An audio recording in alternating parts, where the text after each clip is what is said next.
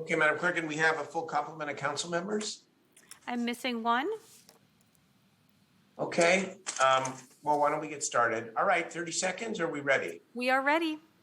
Okay, very good. Good afternoon, everyone. The Sacramento City Council will please come to order. Would the clerk please call the roll to establish a quorum? Mayor Pro Tem Ashby. Here. Councilmember Laloe. Aye. Councilmember Harris. Here. Councilmember Valenzuela. Here. Vice Mayor Chenier. Here. Councilmember Guerra is expected momentarily. Councilmember Jennings. I am here. Councilmember Vang. Here. And Mayor Steinberg. I am here. Good evening, everyone. Let us begin with the Pledge of Allegiance. I would ask Ryan Moore, our Director of Public Works, to please lead us in the Pledge of Allegiance. Stand. I pledge allegiance to the flag of the United States of America and to the republic for which it stands, one nation, under God, with liberty and justice for all. Liberty and justice for all. Very good. Thank you very much, Ryan. We appreciate it. We do have a pretty lengthy agenda tonight, members.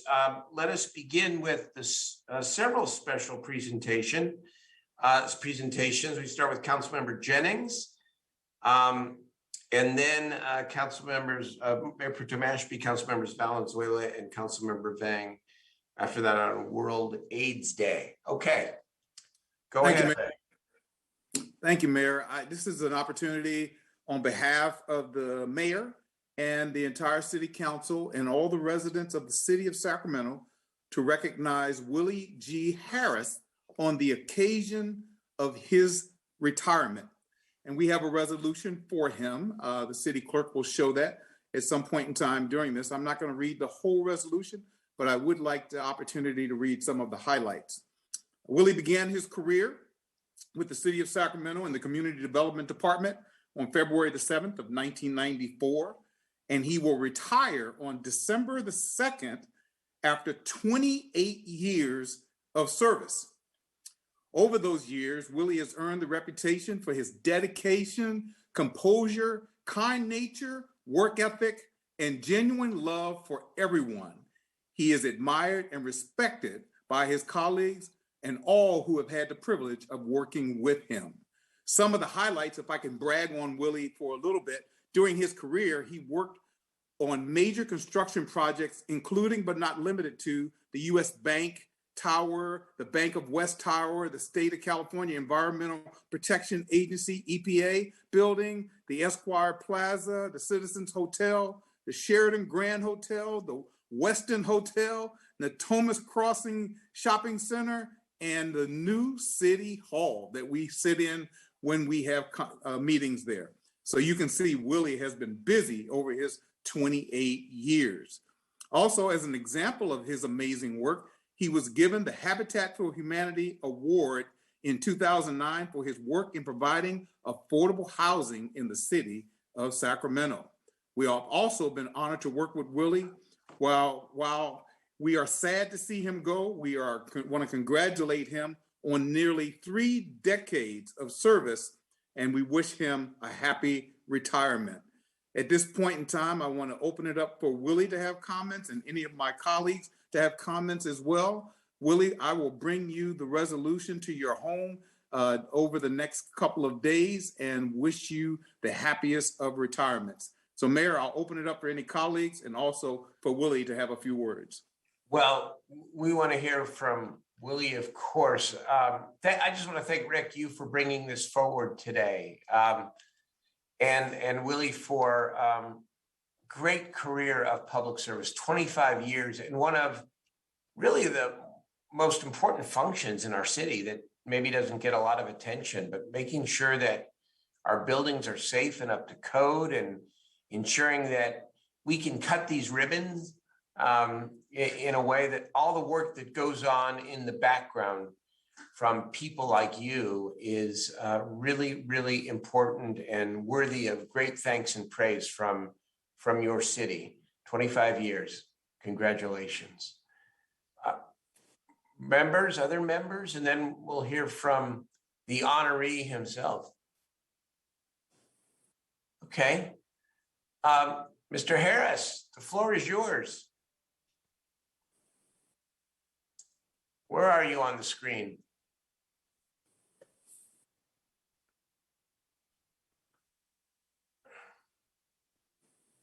Well, I know you're here, and we'll wait.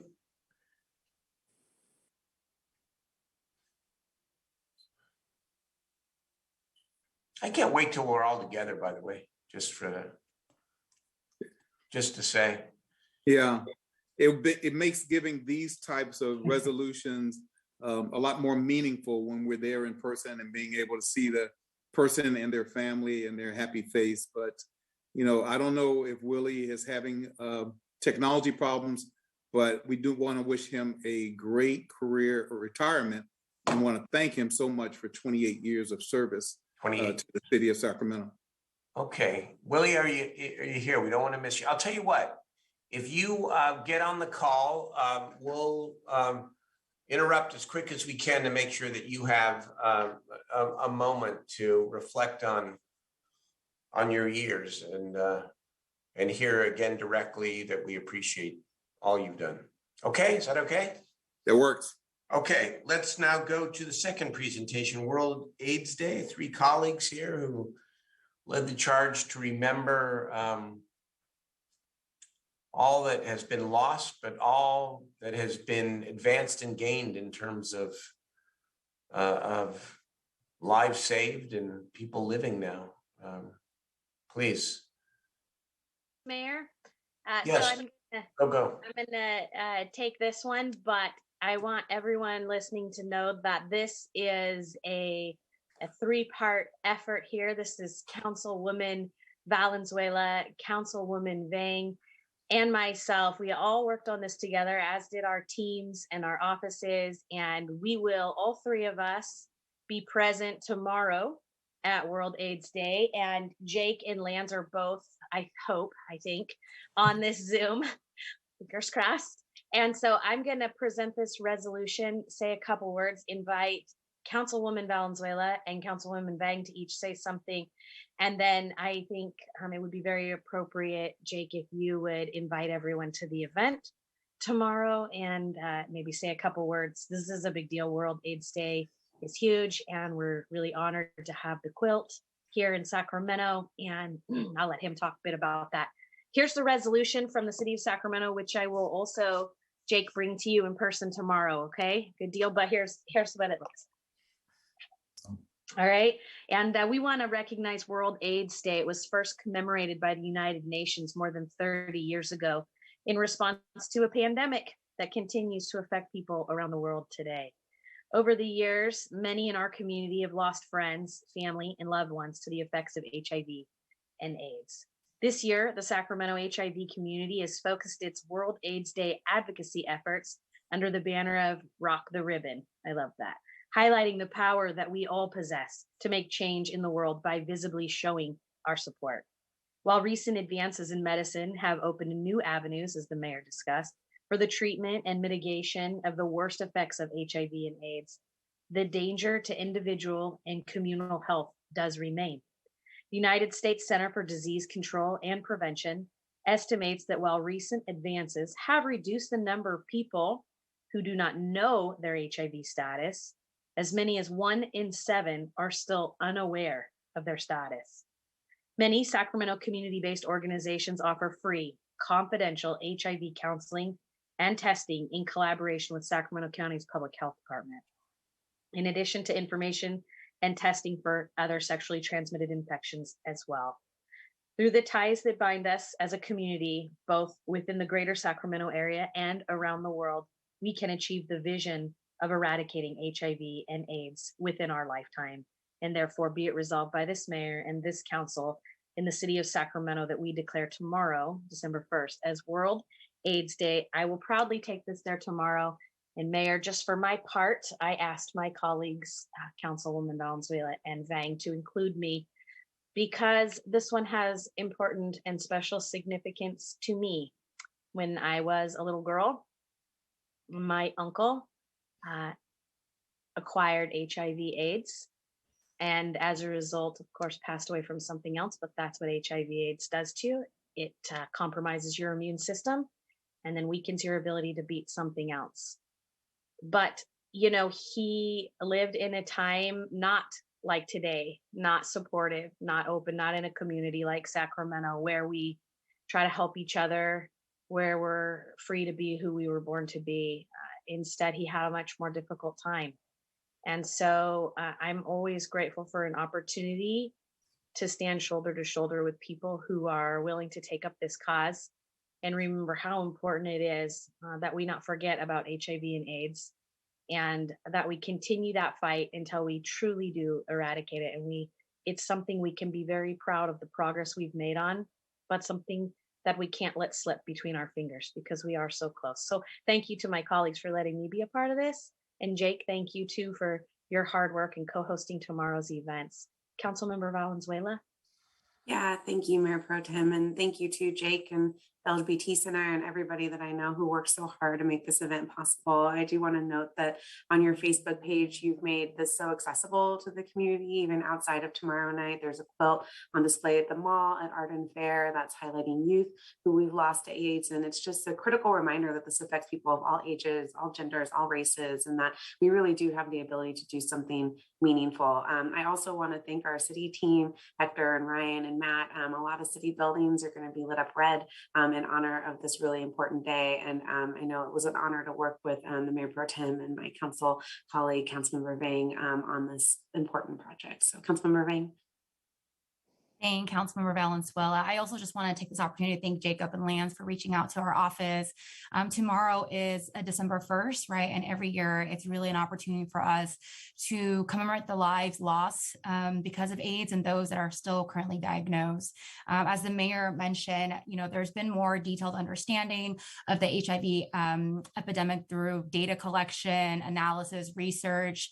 But as you heard from Mayor Pro Tem Ashby, we've made a lot of progress, but HIV still threatens our world. And so we still have a lot of work ahead. I really also just want to give a shout out to staff for being really responsive, really excited to see our City Hall building and buildings throughout the city to light up, to remember all the lives lost and those that are still struggling today. And so with that, Mayor, just wanted to say thank you to my colleagues, Mayor Pro Tem and Councilwoman Valenzuela, for partnering on this resolution. Thank you so much. Jake, you want to say something about World AIDS Day tomorrow? Absolutely. Well, thank you all so much for recognizing this. I'm the executive director of Sunburst Projects, and we've been around in Sacramento working in the HIV community for about 33 years. We started by specializing in pediatric AIDS, and now our clients range from 6 years old to 92. So this virus doesn't just capture one community or one age or one ethnicity or one sexuality. It's everywhere. And we have a lot of work to hit the national goal of ending HIV in 2030. We're getting there. We work every day as a community to try to do that. And that's through testing and through awareness like tomorrow's World AIDS Day event. So having your support, and I know, Mayor, you have been supportive of this work that we do since your time in the Capitol and still today, and we really appreciate that. I hope that anyone who can join us tomorrow, December 1st, at the Clooney Community Center in McKinley Park at 6 p.m. We have an incredible event planned. Our community hasn't been together in a couple of years. And I think for many of them living through their second pandemic, the first being the 1980s when AIDS really took a toll on many of the folks that we still serve, and then through COVID. So I know that we are going to have a large showing, and we're very excited to have you all there with us. We hope that everyone can join. So thank you again. Jake, is Lance on the call with you too today? I do not believe they are in the middle of a pre-World AIDS Day event. They are having a discussion Okay. with community members right now. Well, So. we'll thank Lance. He's the acting chief development officer, of course, at the LGBT Community Center that we all love to work with so much. And one last thank you to Paul Curtis, who helped us coordinate all of these things moving in the right direction today. So, Mayor, I'm going to appear on your behalf tomorrow there because I know you have another obligation. But rest assured, City of Sacramento, you have the full support of every member of this council for World Food Safety. Thank you for taking the lead. I'm going to try to get by, but if I can, it'll be later, right near the end. So save something for me. Okay. Okay. I have a comment. Yes, Jeff, go ahead, Councilman Harris. Yeah, so, 28 years ago, I lost a very, very close friend to HIV/AIDS. That's how long this virus has been kicking around, even longer than that. And we're still not through with it. It's been overshadowed by COVID-19, obviously, our current concern. But as Jacob said, this virus is still among us, and it's still a great concern and threat. So I just want to say I really appreciate your work. Of course, Clooney is in D3, and I'm going to try to make it out there to visit with you as well, because it's really important to remember that AIDS was one of our first wake-up calls, about how a virus can spread through a community.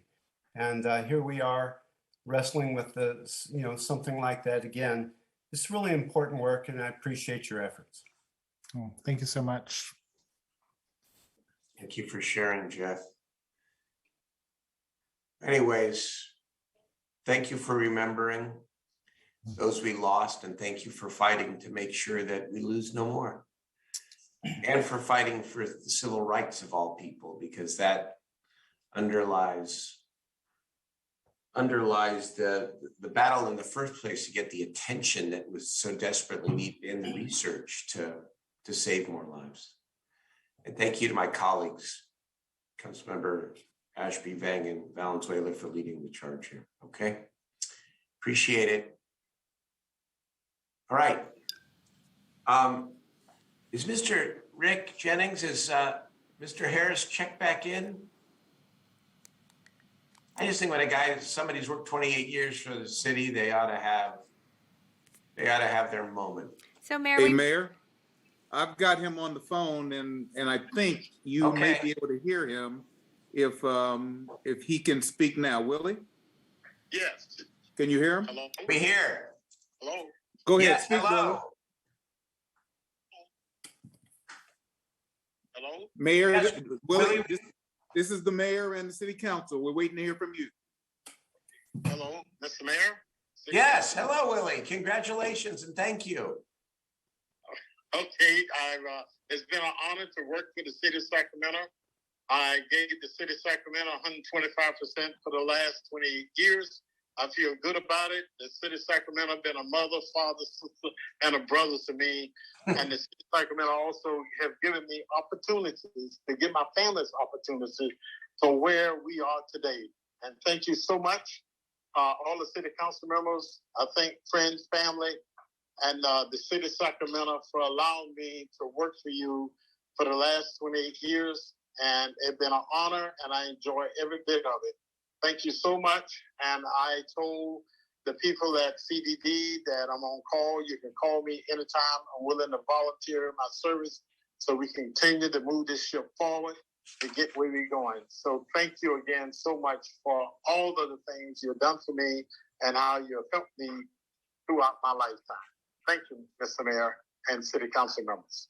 Well, Willie, you missed a lot of what we said, but you can go back and watch the tape, because Rick Jennings, myself, and we all praised you and thanked you for a great career of public service and the importance of the building inspection function for our city and all that you did. So know that we appreciate you deeply and devoting so much of your life to the city we all love.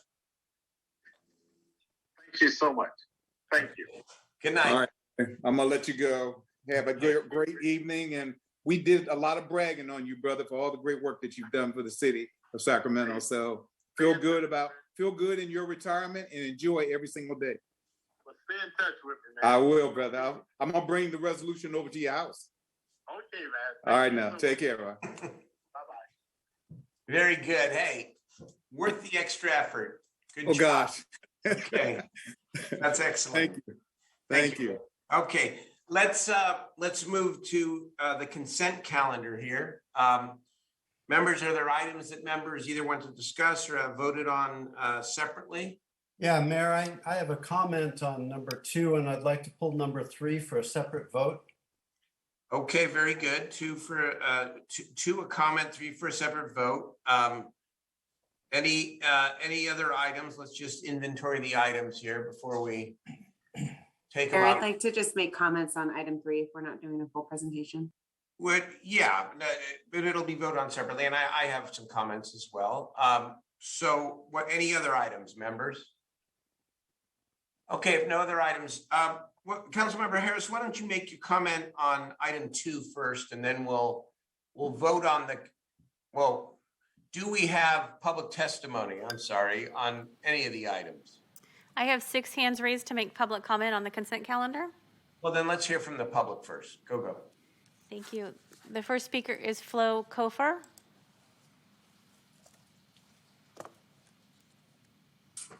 Good evening, members of the council and mayor. My name is Flo Jean Kofer. I am the chair of the Measure U Community Advisory Committee, and I just wanted to draw your attention to item number 4 on the consent calendar. Often our committee has come to you with recommendations, and we have sometimes been critical of the moves of the city. So I felt it would be remiss if we didn't highlight in our annual report document some of the things that we were really pleased with, including our relationship with staff and the ability to now have a program-oriented development review and a budget document that actually is serving to show where the investments in Measure U are being held.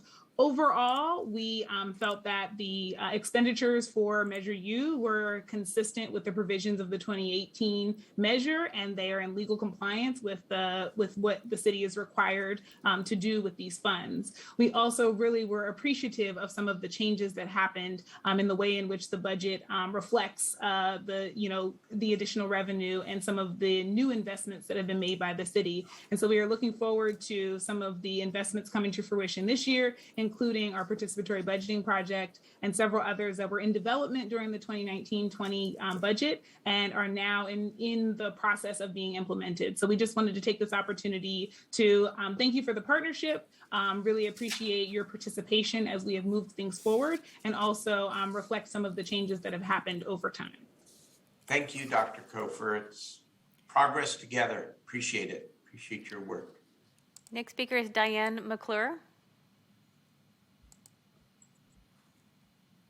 Hello, my name is Diane McClure. I'm a registered nurse and I work here in Sacramento and I live in Land Park. I'm asking the City Council to pass a resolution in support of AB 1400, the California Guaranteed Health Care for All Act, and HR 1976, the Medicare for All Act of 2021. These two bills at the state and federal levels would guarantee high quality, comprehensive health care for all residents of California and the United States. Far too many Sacramentans are going without needed care due to cost, and numerous economic studies have shown that switching to a single-payer healthcare system would save money that we could use for other community needs. Every day, we nurses see the cost of our patients going without care or delaying care. It is critically important for people to get the care they need when they need it without barriers such as co-pays and deductibles. I have personally, as a nurse, seen patients turned down for surgery, even when doctors have deemed the procedures necessary. CalCare affirms healthcare as a human right by establishing a single-payer healthcare system that meets the needs of all Californians.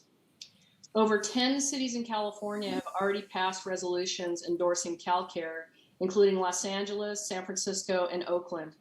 By passing a resolution for CalCare and Medicare for All, you can play an important role in bringing our state and federal legislators on board with single-payer legislation. Thank you very much. Thank you for your comments. Our next speaker is Louise.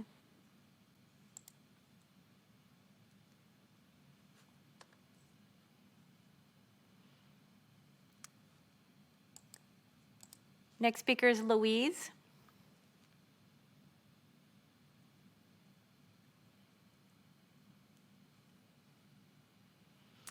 Patricia Chadwick.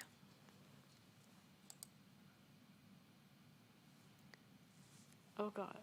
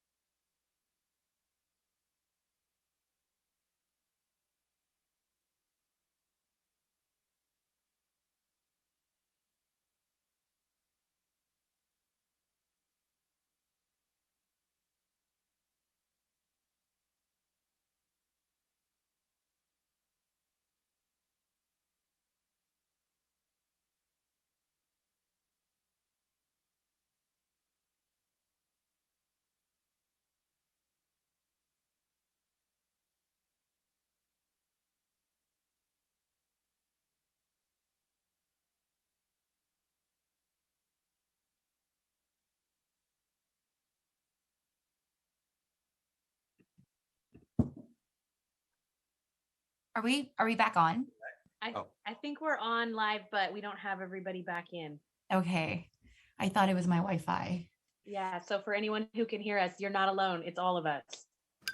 Hi, Thank you. everyone. Yeah, Are we back?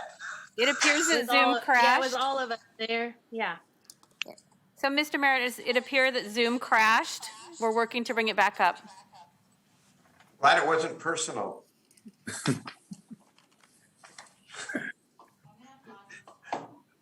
Okay, what, you need a little bit more time, Madam Clerk? I do. Let me confirm we have our quorum back online.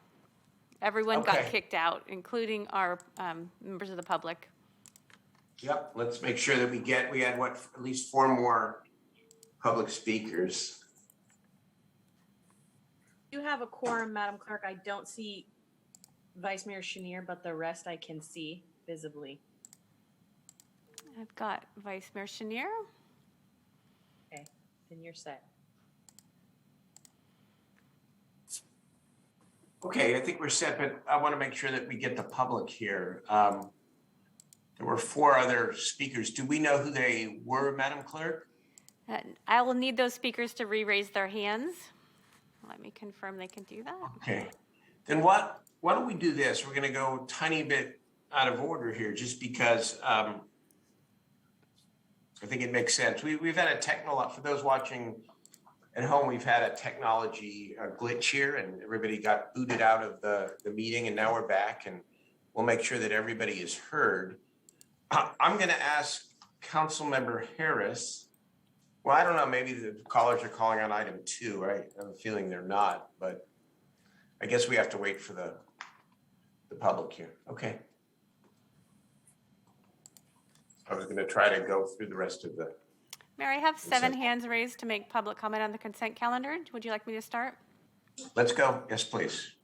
Robert Copeland. Hi, my name is Robert Copeland. I belong to Healthcare for All Sacramento Valley chapter. I'd like you to support the resolution on the agenda item 3 for the following reasons. 1, people are going bankrupt because of high healthcare costs. 2, they have people have to apply for GoFundMe to pay for their health care. 3, people cannot get needed medication because the insurance company turns them down. And that happened to me more than one time. And my last point, a couple more points is, I heard San Jose just passed their resolution today. And when this passes Sacramento City Council, can you use your influence over at the Capitol to get the state legislators to support AB 1400? Thank you. Thank you for your comments. Our next speaker is Patricia Chadwick. Hi, I'm Patricia Chadwick. I'm a web developer and I live in the Midtown District of Sacramento. I'm asking the council to pass a resolution in support of CalCare AB 1400 and Medicare for All, HR 1976. This is not a new issue. My ancestors have been fighting for universal single-payer healthcare for at least a couple generations, and I'm determined that it get passed in my generation. A Medicare for All system would help eliminate disparities in healthcare. I had a friend who died, I'm going to say was murdered, because her health insurance company denied her the medication she needed, saying it was too expensive. The CEO of that same insurance company got $17 million in compensation that same year. This is criminal. Medicare for All and CalCare would redirect money from the huge profits of health insurance companies to actual care for everyone. Many other cities have passed these resolutions. This is one important step in getting better healthcare for all. And I want to thank Katie Valenzuela for adding this resolution and Mai Vang for your support. Thank you. Thank you. Next speaker is Jenny Osgood.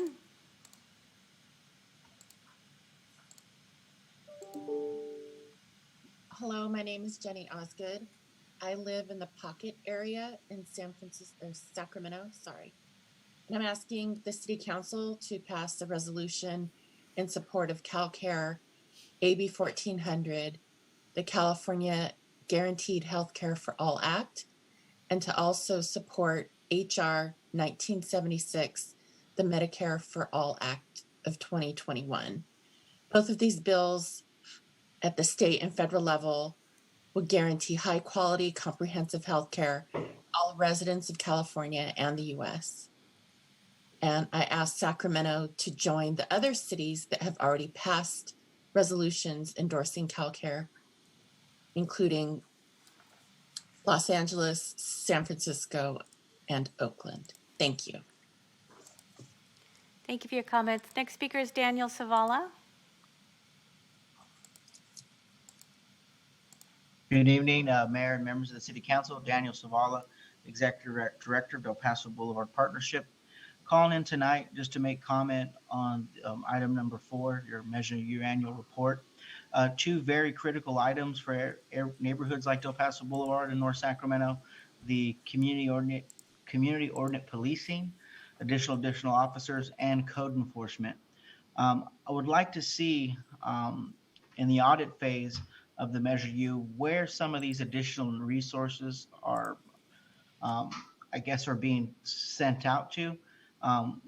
Extremely grateful for the City of Sacramento and Measure U and the additional staff, and recognize and respect the amount of time it takes to staff up. But we would like at the end of the day to be able to take a look at where these additional resources are going and make sure that they're equally distributed throughout the city. And particularly, we want to make sure that they're being used and utilized here in North Sacramento and along Del Paso Boulevard. So thank you very much. Thank you for your comments. Next speaker is Patricia Johnson.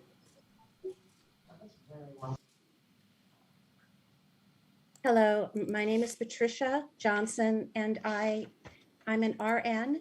I live in District 4 downtown, and I sent in an e-comment. So I'm asking the council to please support the resolution in support of Medicare for all. I think it is financially wise, and it's the compassionate thing to do to provide healthcare to everyone, regardless of ability to pay. And I think it even state workers, government workers for the county, and I don't know about the city, but Sacramento County doesn't even provide any employee retiree healthcare benefits. And also I know state workers that have gone bankrupt, that have continued working and died on the job. Well, not in their office, but at the time that they were actively working full time. And also, people get burdened with all these expenses still. And I think our system is insane. It's inhumane. It's costly. And I really see a lot of people that are living on the streets. I'm an avid bicyclist, and I see them every day. And it just breaks my heart to see all these people that don't have access to medical care or medications. Thank you. Thank you for your comments. Our next speaker is Louise.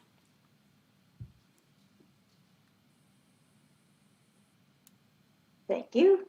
Good evening. And thank you for allowing me this time to speak also in favor of item 3, the resolution in support of CalCare and Medicare for all. My name is Louise Mailer. I'm a retired epidemiologist and live in Sacramento's 5th district. I've long supported a single payer model for healthcare because it improves quality and availability of care and saves money besides. Our existing fragmented system grows ever more costly. More and more people have to choose between medical needs and other essentials. No matter how they resolve the dilemma, it eventually limits their participation in society and the economy. Such limitations increase the need for social programs, add to shared costs, and ultimately to the burden on taxpayers. I urge you all to support the resolution in support of CalCare, AB 1400, and Medicare for All, HR 1976, and move us along towards this necessary transition. Thank you very much. Thank you for your comments. The next speaker is phone number, last 4 digits, 4366.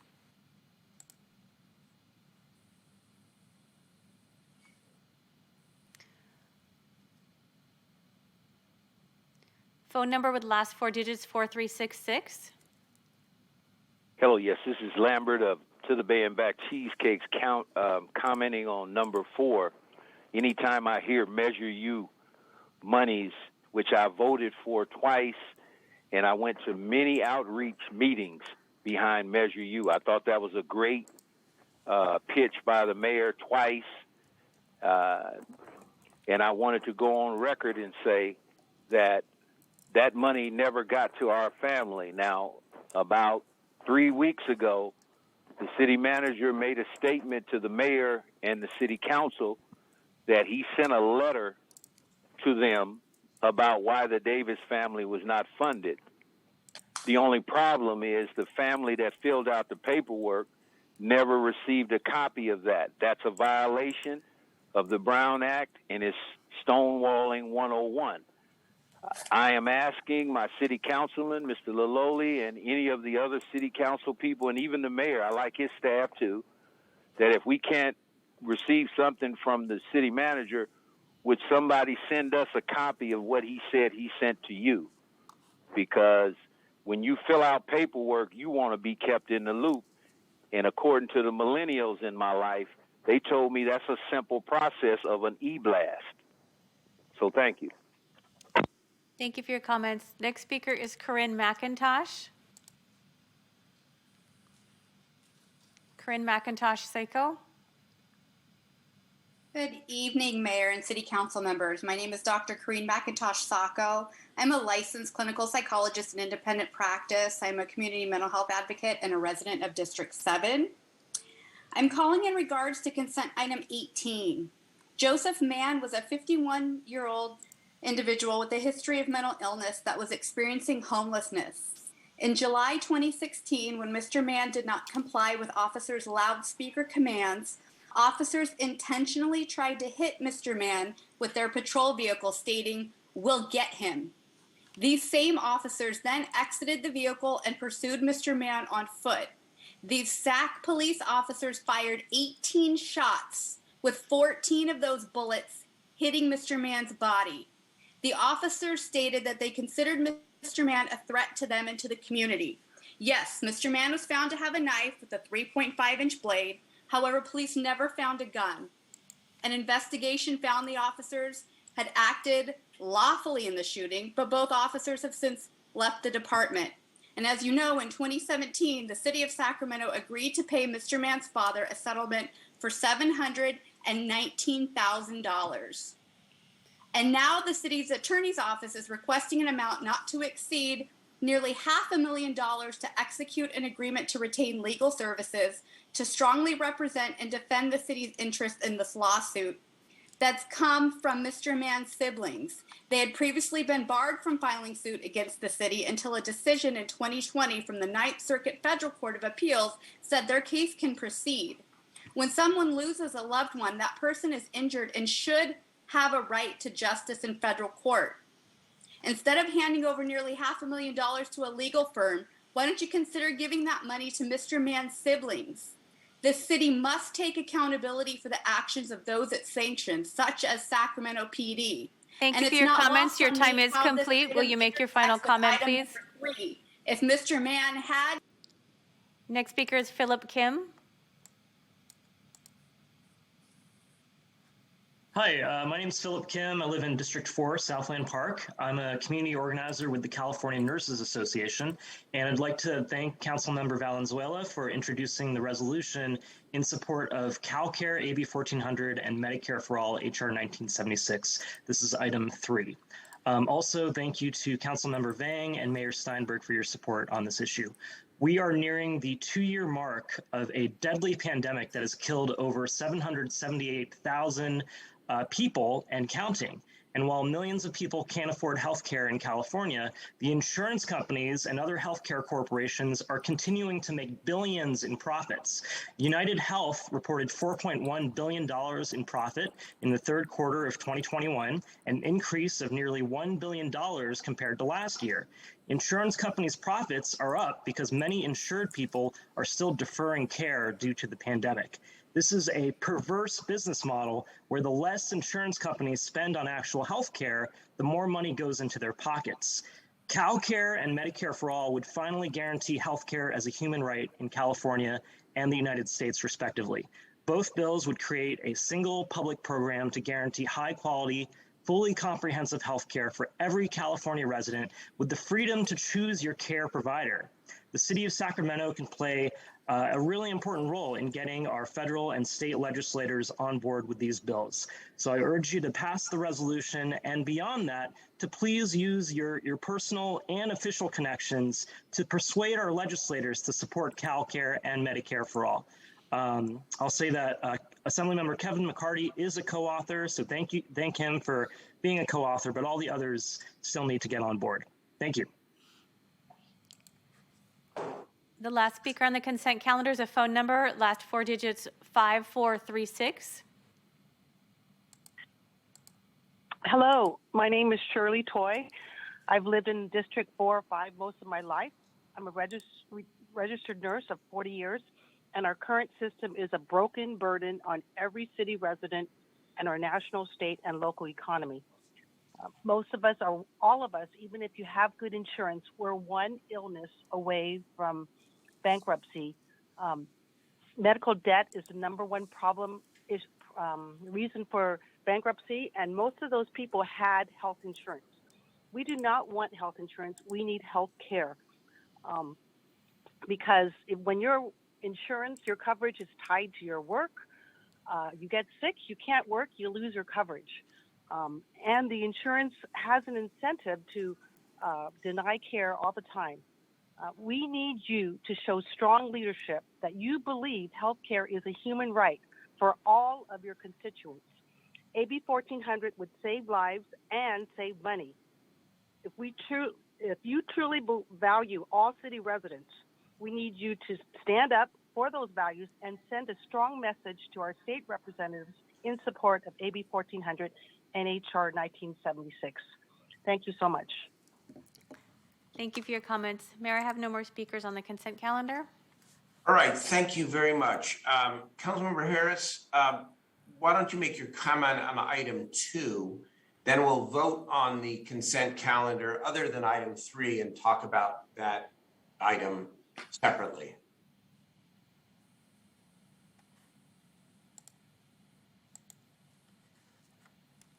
Jeff, you're on mute. Thank you, Mayor. Appreciate that.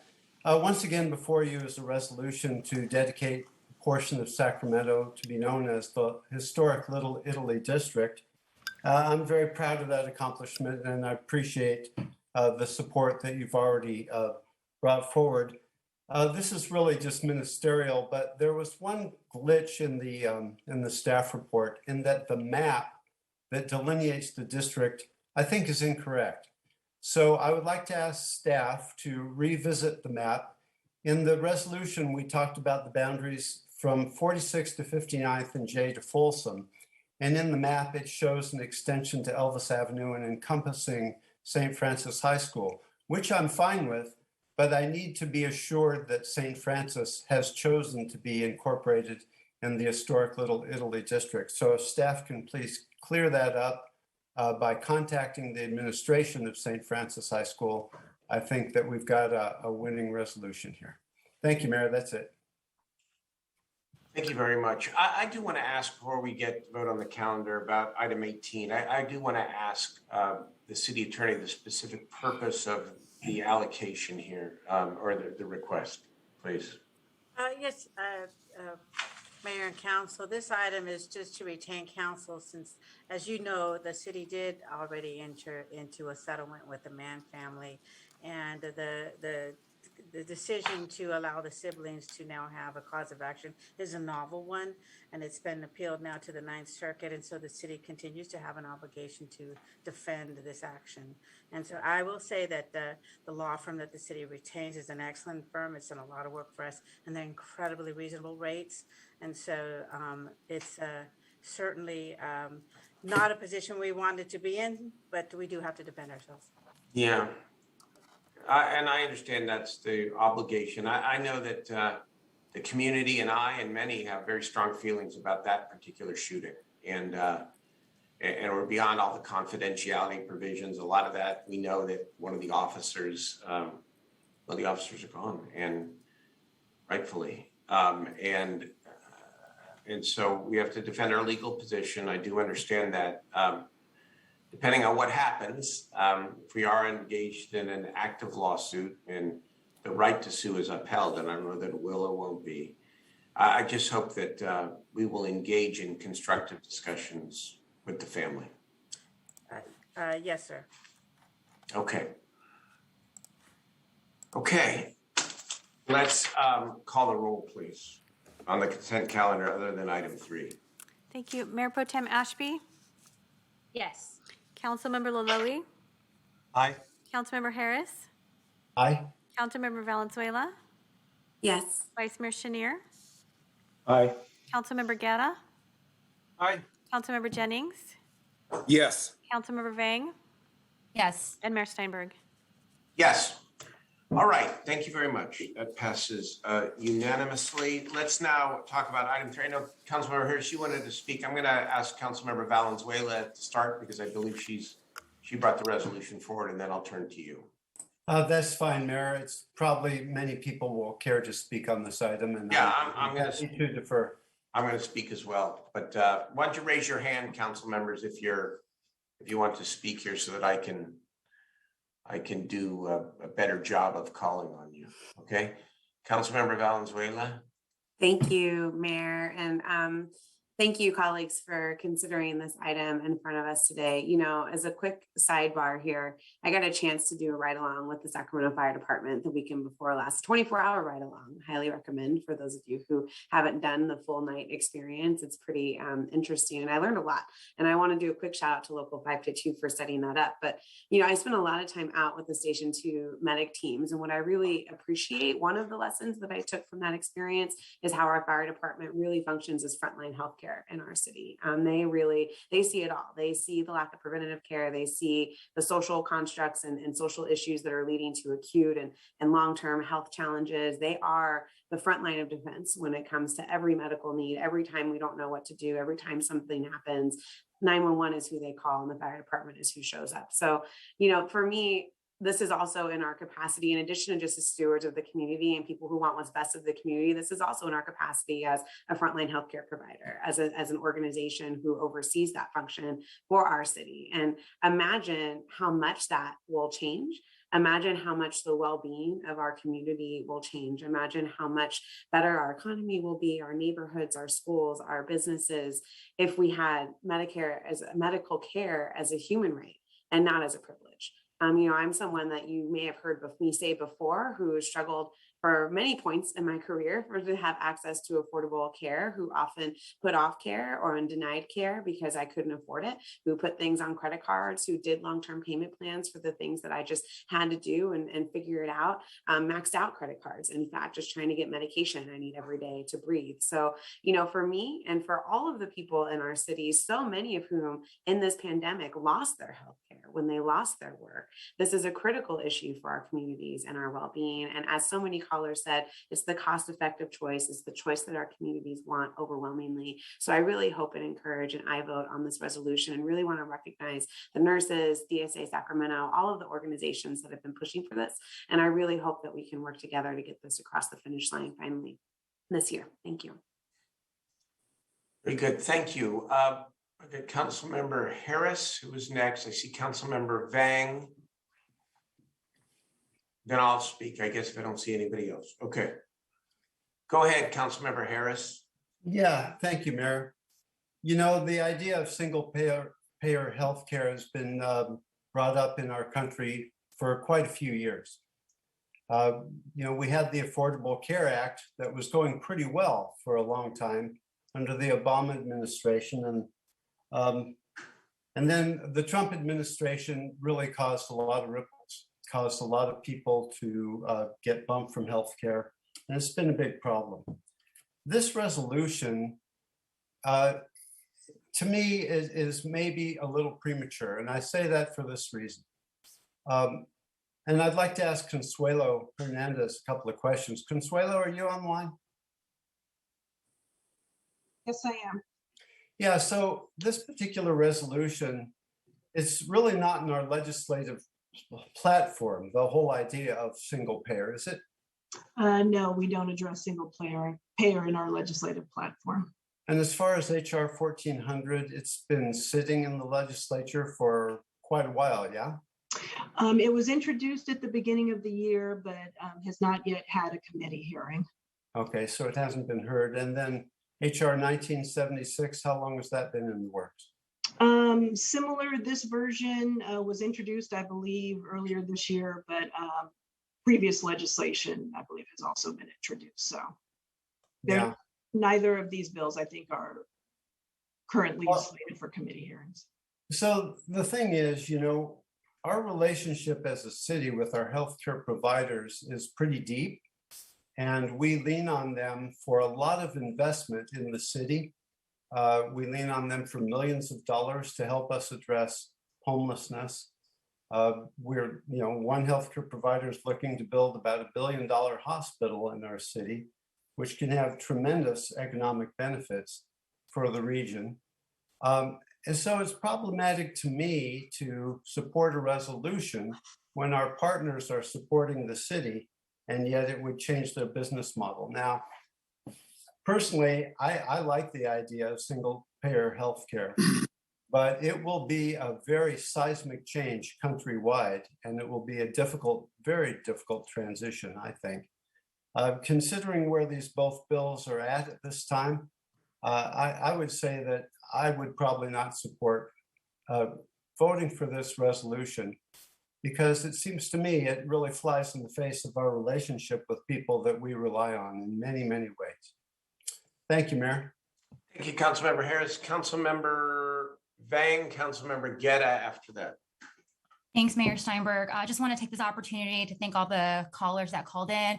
Also want to thank Councilwoman Valenzuela for bringing this to law and ledge and moving it forward to council for full consideration.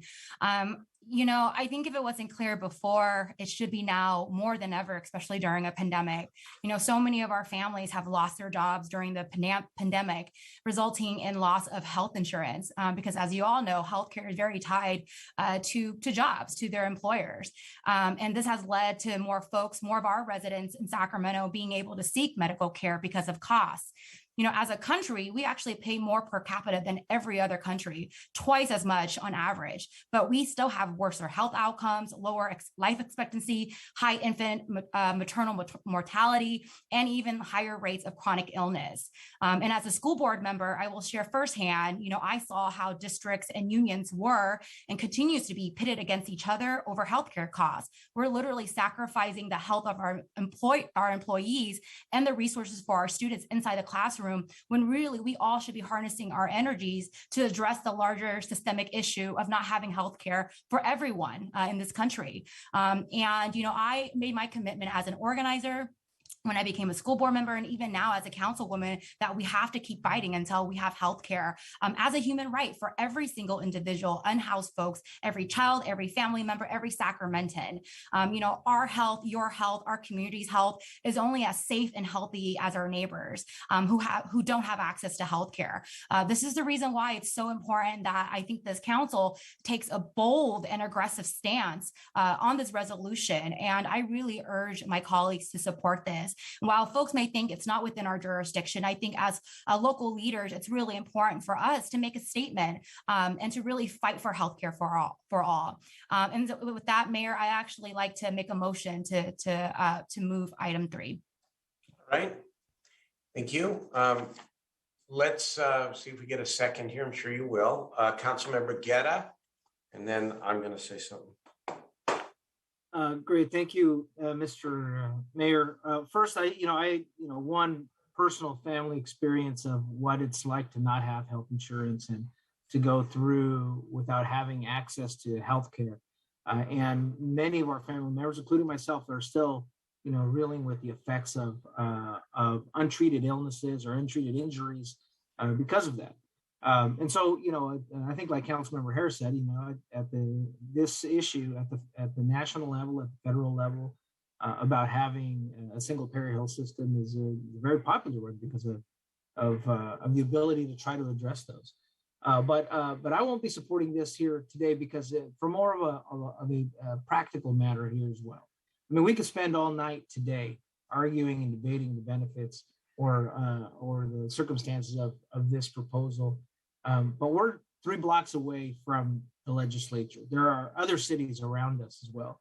Today it could be this piece of legislation. There'll be multiple pieces of legislation.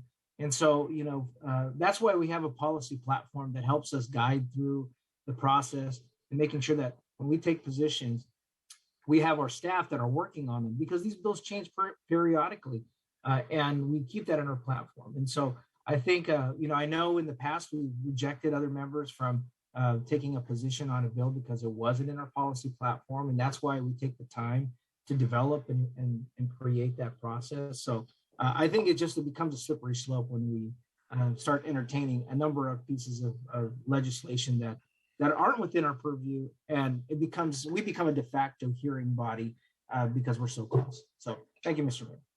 Thank you. Vice Mayor Chenier. Thank you, Mayor.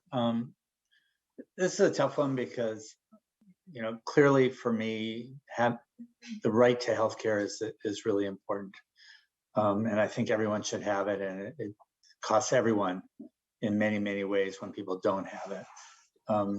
I do think that it's worth a lot more discussion by this council about where we get involved and what we get involved with. I'm not going to support this resolution because I do think that process-wise, we do have partners in the city and should have those roundtable discussions with them as we think about issues that are this significant as we move forward. I appreciate the fact that this is before us. I appreciate that. I'm assuming it will pass, and hopefully it will prod the legislature to move forward. But I would hope that having it not pass unanimously also prods the legislature to bring other partners to the table as we think through this and try to come up with some solutions. Like many things, I think we all want to get to the same place. The same place is healthcare for all. But how we do it, I think we might have some differences here. Fair enough. Can I go next, Councilmember Valenzuela, and then I'll let you close? Sure. Okay. Thank you. I have supported Medicare for All and voted for it at least 5 times during my tenure in the legislature, including when I was pro tem, and I intend to support it tonight. I want to say that we have at least 4 leading healthcare systems in our region, which are major community leaders and do a great job serving millions of people in our city and in our region. And this resolution, I know it's not intended by Councilmember Valenzuela, it's not intended by me, in proudly voting yes as a poke or a shot at them. This is philosophical, and it's an aspiration. I know the legislature, a couple of times actually, this bill made it all the way to Governor Schwarzenegger's desk and he vetoed it. A couple of times it did not make it through the entire legislature. I think it's an aspiration and a very important aspiration, and it raises a very important question of whether someday the people would be better served by an integrated healthcare system where government was accountable, not health insurance companies. And when you really think about it, Medicare for All would not, in theory, or I think even in practice, wipe out or set aside our very good healthcare systems in this region area. We're talking about the insurance companies, because our systems, to varying degrees, all of them provide Medicare and Medicaid for people, for seniors, and for lower income people. And so this is about, from the way I've always viewed it, about the insurance companies, not necessarily the providers. I just want to make one other editorial comment that I know this is an aspiration because I know what goes on in the legislature. I know the composition of the legislature. I know that it probably isn't going to pass in the next year or 2 or 3, but it might. But if this is a prod to all the people who are passionate behind this cause, if you wanted to start somewhere and really get this done and make it happen, I would start with mental health, because there is no greater example of fragmentation in our healthcare system that cries out for the need of a single integrated system. It's horrible.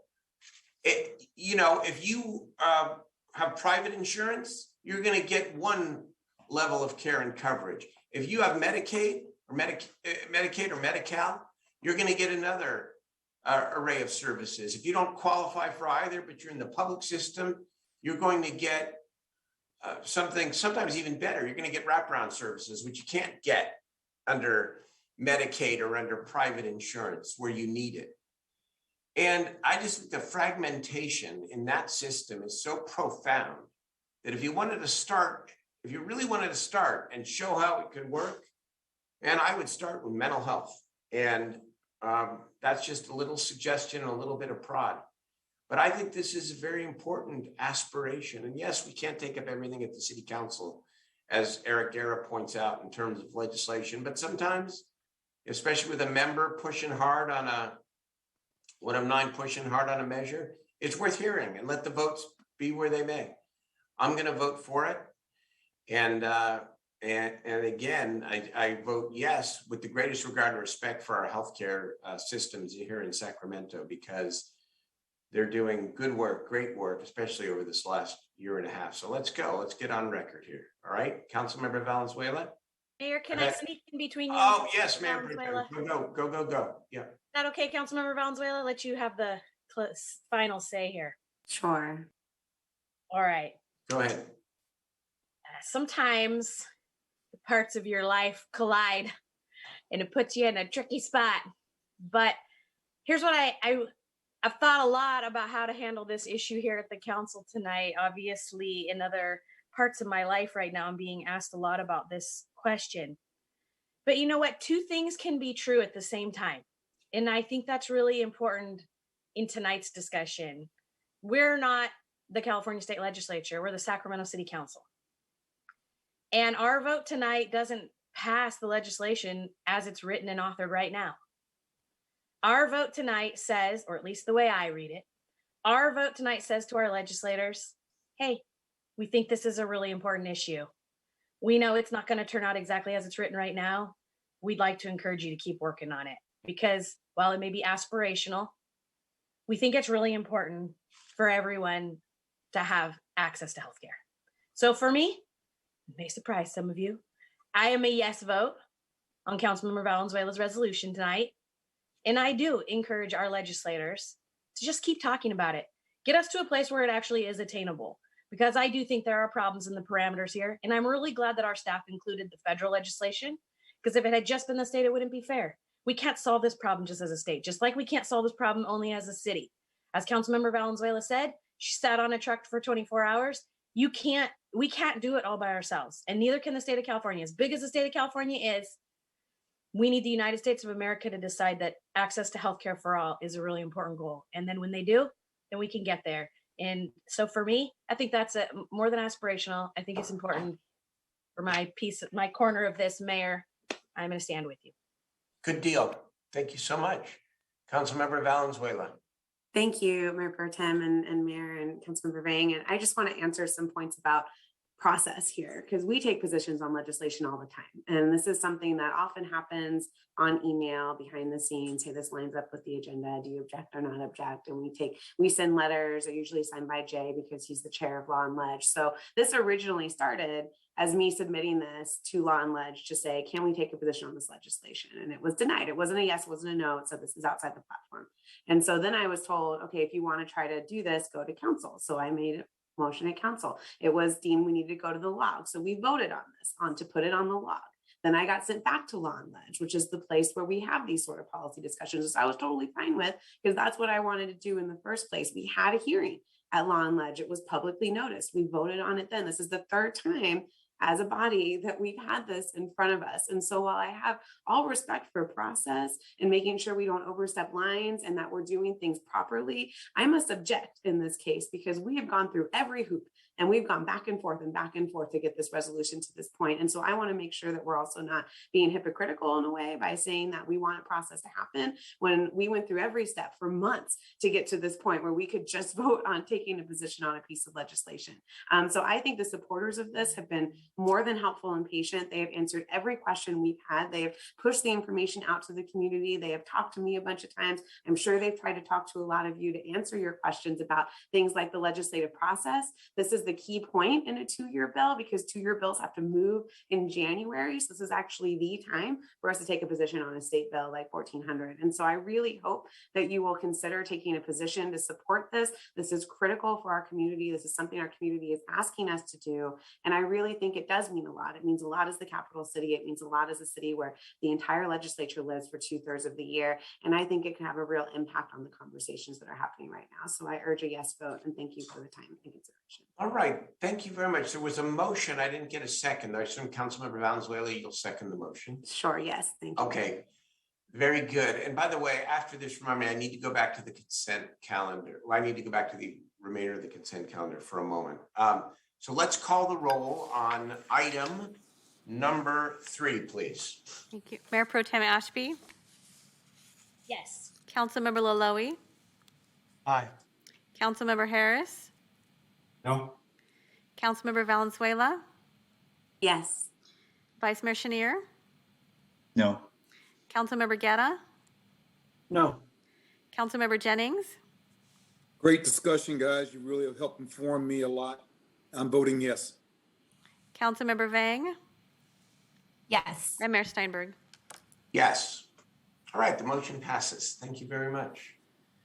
That's excellent. I think on the remainder of the consent calendar, we voted, but apparently, clerk reminds me, there actually wasn't a motion. So I'm going to say that without objection, the consent calendar was moved. The remainder of the consent calendar was moved by Councilmember Harris and seconded by Vice Mayor Chenier, the rest of the consent calendar. And without objection, the vote was already taken. We are good to go. Thank you, Mayor. No objection. Very good. Okay, let's now move to the public hearings and item 19. Good evening, Mayor and Council. My name is Carlo Felix, Senior Planner with the Community Development Department.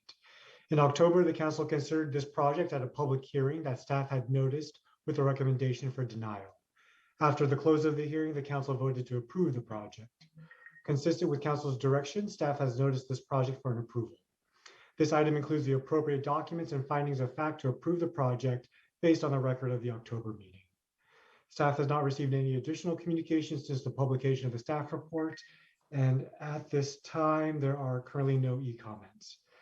That concludes my presentation, and the applicant team is in attendance and are available should the council have any questions. Thank you. Okay, do we have public testimony on the item? Mayor, I have one hand raised to make a comment on this item. Okay. Steve Blanton. Thank you, Mr. Mayor and members of the council. We opposed this item last time. We agreed with the staff, and we're just on record as having opposed it now. Wanted also to extend our thanks to council members Harris and Guerra for supporting that position. So thank you. Very good, thank you. So before I turn it over to Councilmember Harris and Guerra, I just a constructive comment to the staff here. When you bring forward an item like this, you might present 2 resolutions. One, supporting the staff recommendation, and secondly, a resolution assuming that the council, in case the council disagrees with the staff resolution, because we could have then disposed of the item on its merits either way, instead of coming back and hearing it a second time. And it's all properly noticed, and no violation of process. But I think next time it would be helpful to have the alternative resolution in case the council goes that way, so that we don't have to do this again. Appreciate that. Councilmember Harris and Councilmember Guerra. Thank you, Mayor. I appreciate your suggestion there. I think it makes a lot of sense. I don't want to relitigate this. I obviously am disappointed in the vote of the council. I went and looked at the billboard over Willie's Burger today. It is immediately adjacent to freeways, the biggest billboard that would be taken down. And one of the justifications of this council for moving this forward is a previous policy to remove billboards from residential areas and locate them adjacent freeways. Well, I find a lot of hypocrisy in that. The billboard that is presented here is actually being moved into a residential neighborhood. I think this vote was taken for the wrong reasons. And I'm disappointed in the outcome, but as we all know at council, we win some and we lose some. But this is going to be injurious to some of our goals for housing and our adaptation to climate change in terms of the investment of people who are trying to bring TOD to our area. And, honestly, I think that if this was proposed in any other district, that council member would object vociferously as I have. Thank you, Mayor. Thank you very much, Councilmember Harris. Councilmember Guerra? Yeah, thanks, Mr. Mayor. Again, I'm going to be consistent from my comments at the last meeting that, at least hearing from my community, when one very significantly large billboard went up, they understand this is sometimes a necessity for advertisement. The second billboard went up, again, a very large billboard within 1,000 feet of each other. Now the community members are saying, okay, these are right adjacent to each other. This is the third now extremely large billboard, because what the ordinance allows is we get to, in this case, take 2 billboards out of downtown and now put a very extremely large billboard in a community here where we're actually improving. And there's been a lot of great improvements to this area. New sidewalks where people used to have to walk along the roadway coming out of the light rail station. So it's a very pedestrian heavy area. And now we have 3 significant ones. So not that, I've had an opportunity to work a lot on billboards over my time on the County Planning Commission, and we've done many throughout, but this proposal here, bringing 3 billboards into one area, I think is, again, being consistent. I'm going to vote against this ordinance as well. Okay. Again, no harm, no foul, no problem, but process-wise, let's make sure we can do this in one action, appropriately hearing the public and the members. Ma'am. Okay, is there a motion? Mayor? Yes. I'd like to open and close the public hearing and move the item. I would also just like to note that it is one billboard being moved from downtown that literally you can't even see from the freeway because it faces the neighborhood north and south, and one billboard right next to where the billboard that's being placed is also being removed as well. So with that, Mayor, I'm happy to open and close the public hearing and move the item. And City Attorney or Clerk, let me know if I'm missing anything in that motion. Okay, is there a second? I'll second. Second by Mayor Pro Tem. Let's call the roll, please. Mayor Pro Tem Ashby? Yes. Councilmember Laloe? No. Councilmember Harris? Absolutely no. Councilmember Valenzuela? Yes. Vice Mayor Chenier? Aye. Councilmember Guerra? No. Councilmember Jennings? Yes. Councilmember Vang? Yes. And Mayor Steinberg? Yes. Okay. Thank you. Thank you all. The motion passes. All right, let's move on to the next item, which is item 20. Who's presenting on this? Mr. Mayor and council members, my name is Garrett Fenimore Norman, Associate Planner with the Community Development Department. The ordinance before you would allow the mayor or a council member to call up a drive-through restaurant conditional use permit for consideration by the entire council on a de novo basis after a decision has been rendered by the Planning and Design Commission or zoning administrator. Only the council member for which district the drive-through project is located in or the mayor would be able to call up the item within 15 days after the decision is made by the Planning and Design Commission or zoning administrator. This ordinance has been drafted at the request of Mayor Pro Tem Ashby. Staff first took this ordinance to the Planning and Design Commission on June 24th, the commission passed a unanimous motion recommending approval. The ordinance was then brought to the Law and Legislation Committee on August 17th. Law and Leg directed staff to go back to the Planning and Design Commission to have a larger discussion on the appropriateness of call-ups for land use entitlements and provide information and analysis on the city's historical call-up data.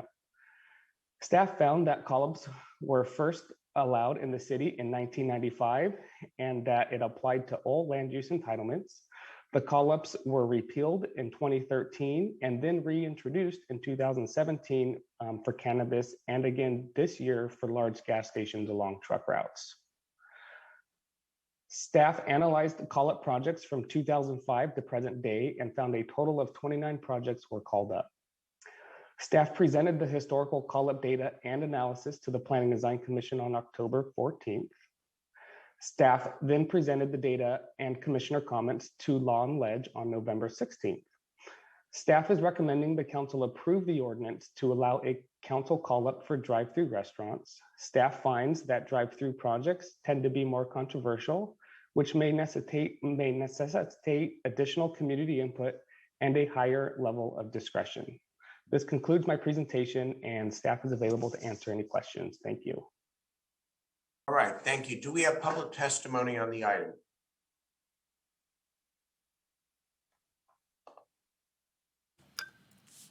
I have two hands raised to make public comment on this item.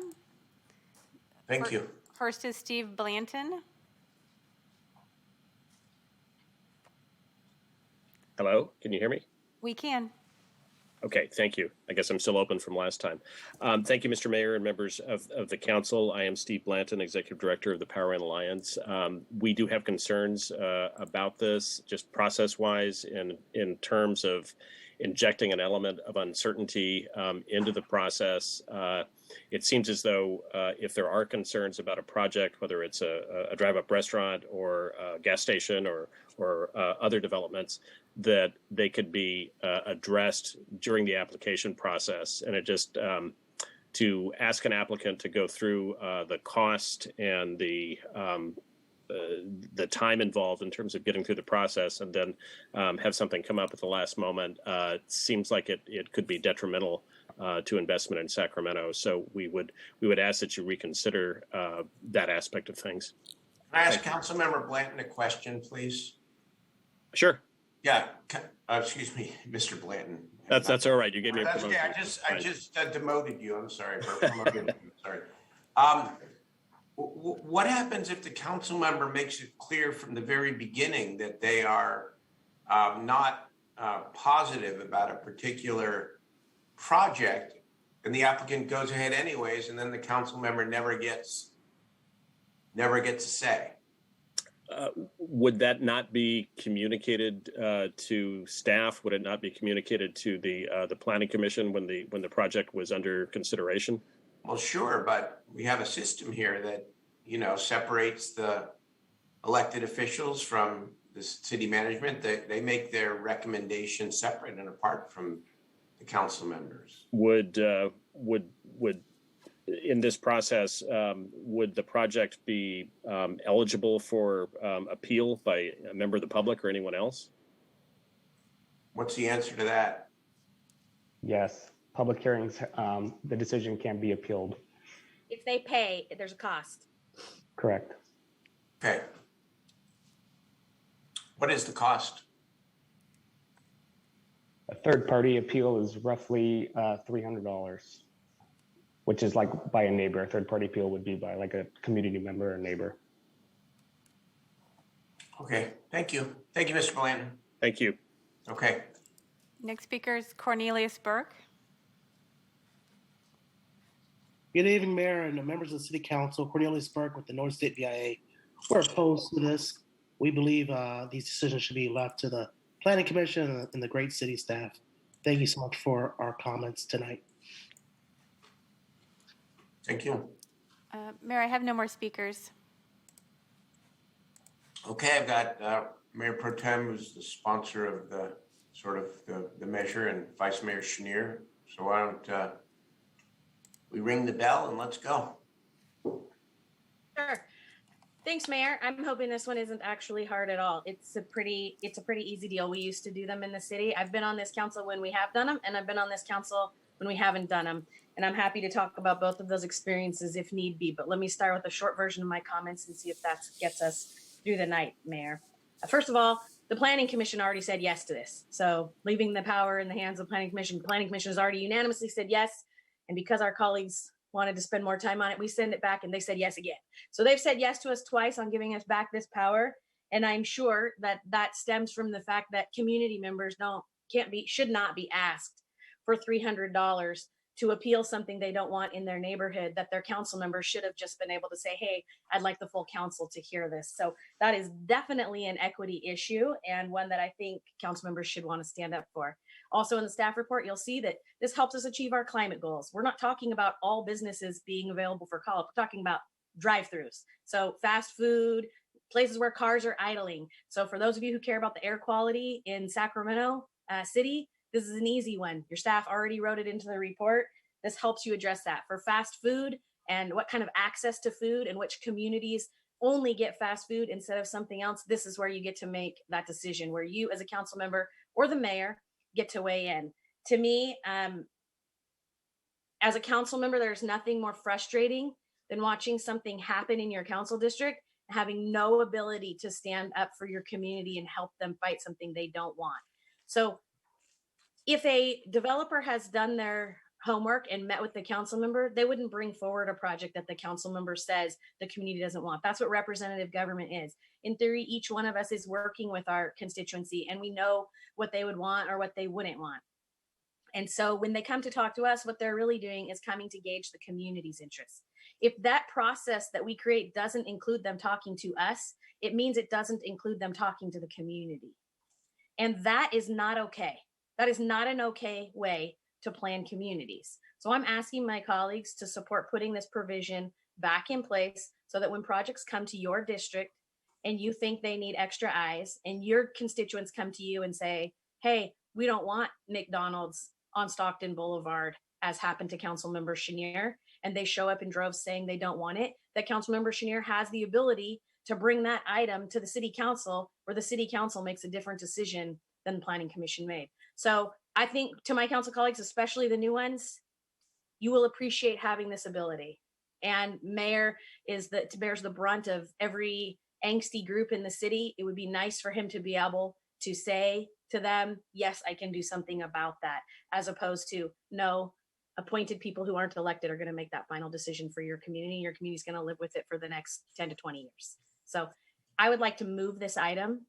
Of course, I want to hear from my colleagues. When they're done, we'll close the public hearing, and I'd like to move it and ask one of my colleagues to second that. Thank you. Thank you. I second. Vice Mayor Chenier, then Councilmember Guerra, Harris, Valenzuela. Sorry. Thank you, Mayor. First of all, I want to thank the staff. I know that they have worked hard on this and have gone through a few iterations, both with the Planning Commission and Law and Ledge. And I appreciate the briefings and I appreciate the discussions that we were able to have around this as a policy measure. I'm going to oppose this, not so much around the drive-throughs as the general policy. And as she said, both the Pro Tem and I were around in 2013 when we spent a lot of time talking about call-ups and the impact that they had on the development of, at that point it was residential. There were a few straws kind of that broke the camel's back on some very specific items and projects that people went through the process, did everything by the book, and then at the end of the day, the council member was able to call up an item and potentially kill it, regardless of the resources and investment that the person had made along the way. We know that uncertainty can be a death knell for development. We know that one of the things that is most important to someone doing a project is certainty, so that they know what the game looks like and the game can't be changed along the way. We did send it back from Law and Ledge to the Planning Commission looking for possibly an overall policy recommendation from them. That's not quite what came back, but that was the reason that we sent it back to Planning Commission, wanting to use their knowledge base and say, this is what we think should happen in the city. My fear is not so much about drive-ins. If we don't want to have drive-throughs, rather, if we don't want to have drive-throughs anymore, we should talk about that as a specific item that we can include in the general plan and include in other policy matters that we have. I agree and did a lot to make sure that the McDonald's drive-through didn't happen on Stockton Boulevard. I remember it well, but we didn't have to do a call up. And we all talk to developers in our area who are trying to do projects and do our very best to work with them. I believe so that they are good projects and benefit the community as a whole. And I think that for all of us, we've been pretty successful at that. So on this one, I worry more about what the next call up will be. We did cannabis as a call up for a very specific reason. We didn't know a lot about the industry at that time. It was very new. As Garrett said, I don't know if he said the number, we had 5 call-ups. I think 2 were overturned and maybe 3 were not. And they took a lot of time and effort by the council, but were kind of used as a wedge rather than a policy-making tool, which is what it should be. And if I had my druthers, we would get rid of the call-up on cannabis as well. I think that we need to trust our staff as they go through the process, and leave it with the recommendations for certainty that our development community requires, really, to be able to do the projects that they want to do. So with all respect to the pro tem, and I understand where she's coming from, we have a disagreement on this. It's not the first disagreement we've had. It probably won't be the last. But I don't think this is the right policy for the city. Okay, Councilmember Guerra. Thank you, Mr. Mayor. Garrett, what did the Planning Commission say when they revisited this and we asked them to look at, the history of call-ups and what kind of impact it could have? Can you give us the points of what they actually said? Sure. They expressed a lot of hesitancy towards the call-up provision, primarily because it does create, or they mentioned it creates uncertainty in the development review process. They felt that call-ups are contradictory towards the streamlining efforts that the city's been working on for the past few years. And then they felt that it was redundant with the appeals process. Those were primarily the main talking points from the commission. But there were some commissioners that felt that, these decisions should rest with the elected officials if warranted. And, council members do have the greatest understanding of the issues and concerns within their community. How many commissioners responded in that way? That was definitely the minority on the last couple, about 1 or 2 commissioners. Well, thank you. And I think, look, I had the opportunity to serve on a planning commission and on the county planning commission. And I think to the point that Vice Mayor Chenier mentioned, that this becomes to be a slippery slope. I mean, we have a citizens planning commission for a reason that's appointed by the elected officials. We rely on not only us as council members to seek good and active commissioners who are engaged their community, but then we also rely on the P&P committee to confirm and send those planning commissioners to the council, and then we all vote for them to do that. And it gives the opportunity for really in-depth work with the community to address some of these issues. And I think that the most challenging issue here is that you could go through every single step in developing your project, and I'm just I'm gonna think about the Alcala family who own a Pollo Loco, right? They again, I think I've mentioned it before. They started off as back of the kitchen, saved their money, did all their entitlements, got their architects.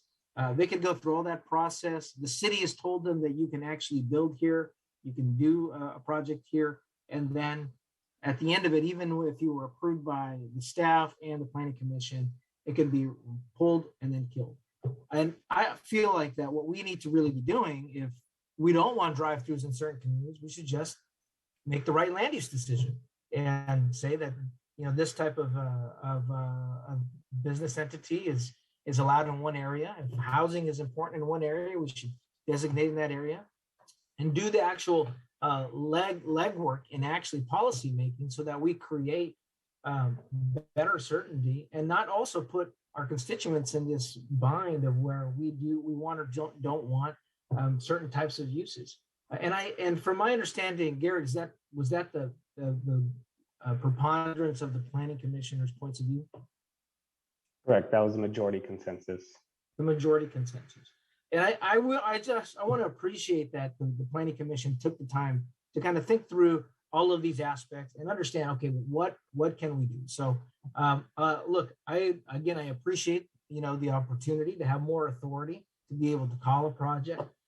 But if I can make better land use decisions as a council member, and we do a better job at our general plan and our zoning, we create a better environment for small businesses to be able to start up and flourish. I mean, I think that's the biggest challenge here. So I agree with Councilmember Vice Mayor Chenier on this. It really goes backwards to everything about, you know, making it more predictable and easier and avoiding conflicts. We should be doing a better job at land use decisions and saying where something belongs and where something doesn't belong. Thank you, Councilmember Guerra. Good comments. Councilmember Harris and Valenzuela. Yeah, thank you, Mayor. You know, a lot has been said already that I would have said. I think that the Planning Design Commission, with their follow-on comments at the last presentation, were exactly right. And I agree with Councilmember Guerra about land use decisions and policy. Call-ups inherently create a political decision rather than a policy decision. In my time as a council member, I would say that virtually every building project in my district had opposition, and pretty vocal opposition. And if it wasn't for good policy and land use decisions, I don't think we would have got anything built. Frankly, we had call up for a while. It really wasn't working that well for the council. So the council decided to turn loose of the call up provisions. And now it's coming back again. I feel that if we adopt this one, it is a slippery slope. Pretty soon, there'll be another project that's disputed and another council member will want to have call up, and we will be revisiting this in the same manner that it was visited when it was turned down by the council back around 2013. Drive-throughs are not inherently evil, and Councilmember Ashby, I would say to you, they're really not a problem at all if everybody drove electric cars, as far as your comments about environmental, and we are heading that way. And a lot of people actually depend on drive-throughs. We did get one comment from a disabled person who uses them regularly. So, I think that when I look at this, I think we're going backwards. I agree with what Jay said. It really comes down to good policies. And the way to head off a bad project is to work with it early in the process, not to wait till it gets to a vote of PDC, but to work with the community. I just had a project with the Taco Bell that was very controversial on Truxell Boulevard, but we had a lot of community meeting and a lot of input about it, and we solved a lot of issues. It didn't require a call-up provision. That's the way I think to work with policy, to work with staff, and to create the certainty that developers need to be able to invest in our community. If we make it too tough, people are going to build elsewhere, and that's not what we want in the city of Sacramento. So on this one, I'm a definite no vote. Thank you, Councilmember Harris. Councilmember Valenzuela, then Vang, then Laloe. Thank you, Mayor. And I'm happy to second this item to start here because I just want to say that I Well, first, I'm going to start with the story a little bit because part of my job when I was a community organizer was sometimes to help neighborhoods organize around pending planning commission decisions. So we were involved in a lot of things that went to planning commission, things that got called up to council. And there was one project that has always stuck with me. It was in South Sacramento. I'm not going to say exactly what project or whose district it was in, but you might guess. It was a drive-through that was planned on a lot that wasn't zoned for it. It was zoned TOD. It was zoned for transit-oriented development. This was a lot that should have never had a drive-through entertained on that lot. But we found out that there was a proposal going to Planning Commission for a drive-through. We also found out that the exact same restaurant was planning a second location in East Sacramento that had no drive-through. And so this neighborhood went to bat on this project. We tried to meet with the developer. We met with planning commissioners. We met with council members. We said, wait a minute, this isn't okay. This neighborhood's over proliferated. We don't want this. We want the TOD, that the zoning that the council established said that we were entitled to. They were trying to break the trend here. And while this project proposal did lead us as a city to update our TOD ordinance, the project was eventually approved. And now, in addition to the original 2 drive-throughs, there is now a bunch of other car-oriented uses on this lot, including a car wash is the most recent thing that was approved. And I just want to say that I think it's foolish for us to think that there aren't going to be circumstances where we might miss a step, where we might miss a voice, where people might not be heard. And I'm not assuming any ill intent on staff or the planning commission, but sometimes things don't work out well. And as a council member who was elected to represent my district, it's crazy to me that I have no ability to pull this forward. And I don't think that the right to be heard should be reserved for those who can afford it. I just don't. I think it's wrong. I don't think it's the way democracy should work. And I think that it might not be the full call-up provisions that we used to have where it was anything we wanted, but there needs to be some set of criteria that when met, we have the ability to say this warrants further review. Because honestly, if a project developer is working with the council member and working with the community, then the call-up provision is never going to be used. Why would we use it on a project that we were involved in that meets our community's needs? We'd only use it if they decided to go another way over the community's objections, over our objections. And in that case, the very idealistic process that's being laid out tonight is not working because it's not working. We have so many examples of call-up provisions that have been used on this council in the not too distant past that have changed the outcome for projects, that brought a project forward that would not have been heard had it not been for a council member's ability to pull it forward. And it bothers me deeply that we don't have that. And I know this item is only about drive-throughs, which is why I use a drive-through example, but I do think it should be broader. It's one area that I disagree my law and ledge committee members with them about. So every development is not by right. If you're working with the community, you shouldn't have to worry about the call-up provision because the council member wouldn't use it if they were in the loop. I really think it's that simple. And so I'm a strong support of this. I wish we could make it more than just drive-throughs if I'm being totally honest, but I'm happy to support at least this provision here tonight. Thank you. Councilmember, thank you. Councilmember Vang. Thanks, Mayor. I just had some questions for staff as a new council member. I wanted to know what other current call-ups provision do we have in the city? Currently, there's call-up provisions for cannabis projects and large gas stations along truck routes in industrial zones. Those are the only 2. And what's the rationale for having a call-up for these 2 in particular? Or since I'm a new council member, I'm just curious. Sure. So the cannabis was added by the council when they were contemplating the new cannabis production ordinances and regulating that within the city. I believe that was a way to receive consensus among the council to adopt those new regulations. So that was enacted. And then the most recent was the large gas stations along truck routes, which was again added by this council up on the dais when it went with the bundle or the omnibus ordinance back in the summer. So that was more recent. That was something staff didn't include, but it was discussed by the council and voted on as such. Thanks, Garrett, for that. If the council was to approve this, would this go into effect right away just for drive-throughs? If it gets approved tonight, there is a 30-day window before it becomes effective. So after 30 days, it will become effective, and it's just for drive-throughs. Okay. No, I really appreciate your answers to that. I think as I'm listening to my colleagues on this item in particular, I do agree with Vice Mayor Schneider that I think it does need to be a larger conversation on the policy piece, but that may take a while. And I want to make sure that as council members, we have all the tools in the toolbox to protect our community, right? We could always amend this ordinance, right? Once that conversation happens on the council to talk about drive-throughs, if that is an issue of concern for some of my colleagues. For me as a new council member, I'm also learning that as development is happening, I also have to be very careful not to be too involved, or I'll have to recuse myself.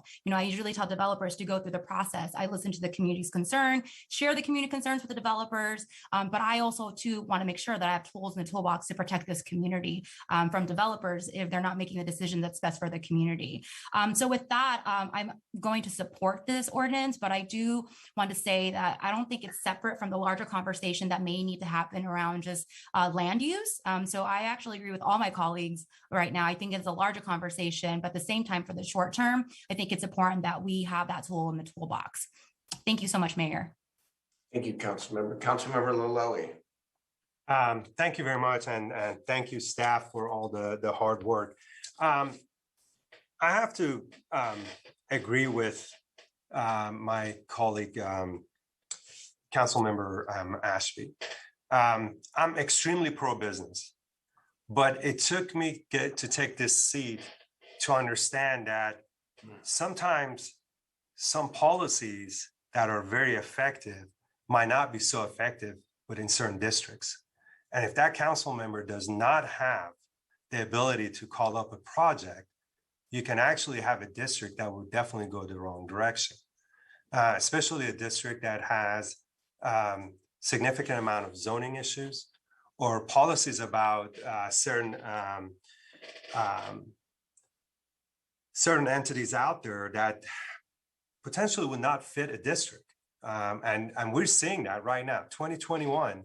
In the world of cannabis, we're seeing it that in certain districts, the current policy is just not working, and it's actually working against that community. So as much as, again, I'm very pro-business, but I think at this point, I have to support the call up on this particular drive-through. And I have to actually agree with my colleague, Councilmember Valenzuela, as well, that our offices need to have a little bit more of a say-so on what's going on in our communities, because after all, we were elected by the members of the community. And so we have to kind of listen to their voices of what's good and what's bad. And we can't just put everything on the planning department because they have a certain policy, it's black and white, and they're just gonna push through that.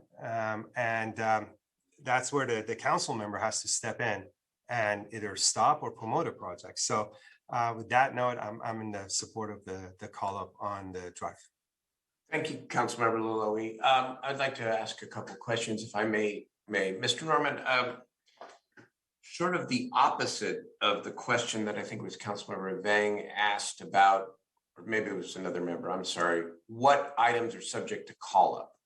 The opposite of that question is, if we pass this, or if we pass this measure tonight, what will remain as final decisions of the Planning Commission without the ability of the City Council to call up those particular projects and uses?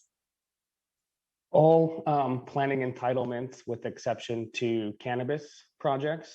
Give me some category, give me some actual uses, some ideas. Okay, sure.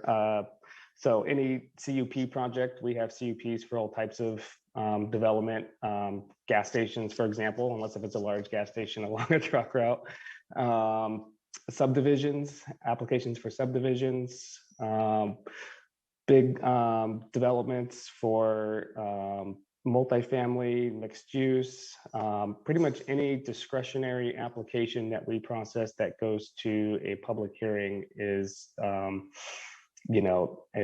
that has a decision by the Planning Commission or the zoning administrator or the design director is not eligible for call up. So. Okay. And when again did the City Council vote to include large gas stations along freeway interchanges as an exception to the no call-up rule? So it's just the long truck routes, that was done in the summer of this year when we did the omnibus ordinance that came before this council, which is just a cleanup ordinance, and we included that one provision in there to allow larger gas stations along truck routes and industrial zones. And as part of the approval of that ordinance, the council requested that we incorporate a call-up specific for those projects. Was that a unanimous vote? I believe it was for the whole ordinance, yes. Okay. So I'm torn on this because I do understand the original intent of the 2013 action, which was before I was mayor, was to provide more certainty to our business community. And I think we need to respect and acknowledge that. I'm not sure there is a great problem, even from the members who are skeptical or opposed to the ordinance here. I'm not speaking for you from what I've heard about applying a call-up provision to a drive-through, right? I hope we get to the electric car revolution and everyone's driving electric cars. But in the meantime, yeah, there are climate impacts. Also, fast food, respectfully, in excess, right, is at the highest level of nutrition. And so the argument made by my friends here on the other side is that, well, if you do this, it's going to be a slippery slope. And if it were going to be a slippery slope and there was going to be a rush to change the 2013 decision to simplify and expedite most development in Sacramento, then I would oppose this because I'm not interested in a camel's nose in the tent here. I think the 2013 policy was the right one. But I also don't think that, from what I've heard here, that this has to be a slippery slope. I'll say plain and simple, as long as I'm mayor for 3 more years, I'm not going to support a gutting of the 2013 action. I respect Councilmember Valenzuela and her point of view about representative government. I agree with much of that, but I'm not going to support that wholesale change. But just as we did with large gas stations, if there's a legitimate exception, then why not give the council member the authority? I'm sort of compelled a little bit as well by Councilmember Laloe, frankly, because we all have different districts, but in some of the districts that have been traditionally disadvantaged, some of the lower income areas, that extra voice is, I think, most important when it comes to, let's call it, more controversial land uses. I would not want to, again, and would not support applying this to housing, affordable housing, for it to be used as a sword against the things we need more of. But I don't see the slippery slope. I see the potential if that's where we want to go, but I'm not going to support a wholesale or even a fundamental shift in the 2013 policy. That's where I'm at. And I'm willing to support this tonight for the reasons that I just stated. Okay, Councilmember Guetta and Harris again. Well, first let me start off with a stating a point here, and just to refresh your memory, Mr. Mayor. When we passed the ordinance for the call-up on large gas stations, it was because of a very much needed project in the industrial area that was miles from community members. At that point, I made this clear reservation about this putting the call-up back in could lead to another call-up provision. Here we are, not even a year later, discussing another call-up provision. So to your point about, well, I don't see another one coming. Well, that's what people said 6 months ago. We heard from one of our colleagues today that there's an interest for more of these. So I understand your point that you're not interested in creating a more of a problem and opposed to a camel's nose. But I think the camel's nose in the tent started 6 months ago, and here we are today. Second point here, I'd like to actually get some clarification on either this is from the city attorney or from Garrett. If an item is called to council from a de novo situation, the member, what could cause a member to have to recuse themselves? Is it prior engagement and opinions of the project? What factors could affect a council member from having to recuse themselves in a de novo situation? And that's for either Garrett or the city attorney. I think I would like to defer that one to the city attorney, if that's okay. Yes, Councilmember Guerra, I have Senior Deputy City Attorney Courtney Burdick who can respond to that. Council members, when considering any land use decision, you must remain impartial and be careful not to come to any conclusion. So you are prevented from interfering with the Planning and Design Commission decision and coming to a final conclusion, because that's a due process hearing and both sides need to have an equal playing field, and you need to preserve your impartiality in case the item is appealed to your body. So in essence, council members run a risk by engaging with their community when this de novo situation could be a potential one. Because if they're engaged with a lot of meetings, a lot of discussion with their community about a project, and it's a de novo situation, they might actually even be put in a situation where they have to recuse themselves. That goes contrary to early engagement in the process. Now, I know, Commissioner Nicolina Hernandez, I've appreciated her willingness to engage when there's a controversial project. I've asked her to say, hey, I'm hearing these issues from our constituents. I'd like you to make sure that you're involved, bring all sides together. That's the benefit of having a citizens commission that's appointed by the city council. And that I believe gets more engagement. I almost feel that you run a risk also in a council member putting themselves in a position where they have to recuse themselves in a de novo situation. And I think we may be going through that scenario at the moment as well. So I just want to remind folks that, one, we discussed this 6 months ago. Here we are again, creating more uncertainty. And we also, it could be contrary to more public engagement. Can I ask a clarifying question, Mayor? I'm sorry for the city attorney. Go ahead. I do have Councilmember Harris up next, but just a quick clarifying question. So the not having this call-up provision doesn't remove the potential risk that we're talking about, though, because it could still get appealed to the council, right? So like whether or not we have call-up provisions, the factors don't change. Is that your interpretation? Correct. Thank you. That's it. Thank you, Mayor. Okay, Councilmember Harris. So, Mayor, I'd just like to say that history repeats itself again and again, and I guess that edict is not going to change. I really think the council's moving the wrong direction on this. But here's a comment directed at you, Mr. Mayor. I really cannot understand why you think that drive-throughs are not the pinnacle of gustatory excellence. Gustatory. Is that a real word, by the way?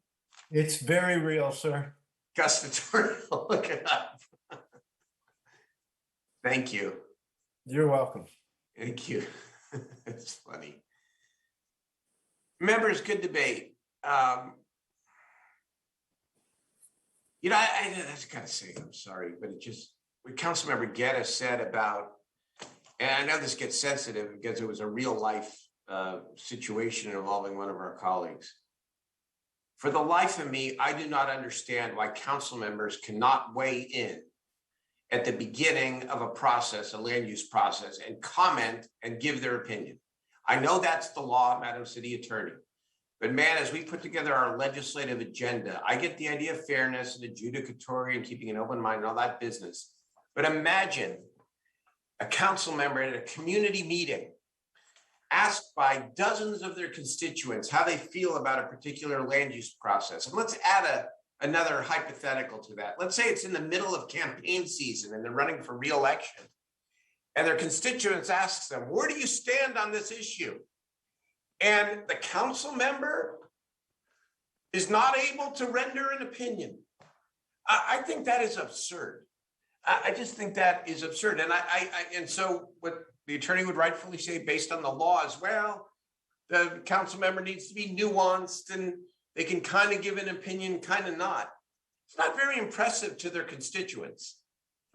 And so the whole area here bugs me, not this particular issue, because this is, like I said, I'm not going to support a Mack truck through this 2013 action, but the whole idea that the city council member is so restricted on what they can say about a land use item in their district with their constituents pounding on them to take a position is just troubling to me. And maybe Consuelo and others, we got to think about that when it comes to the state legislature.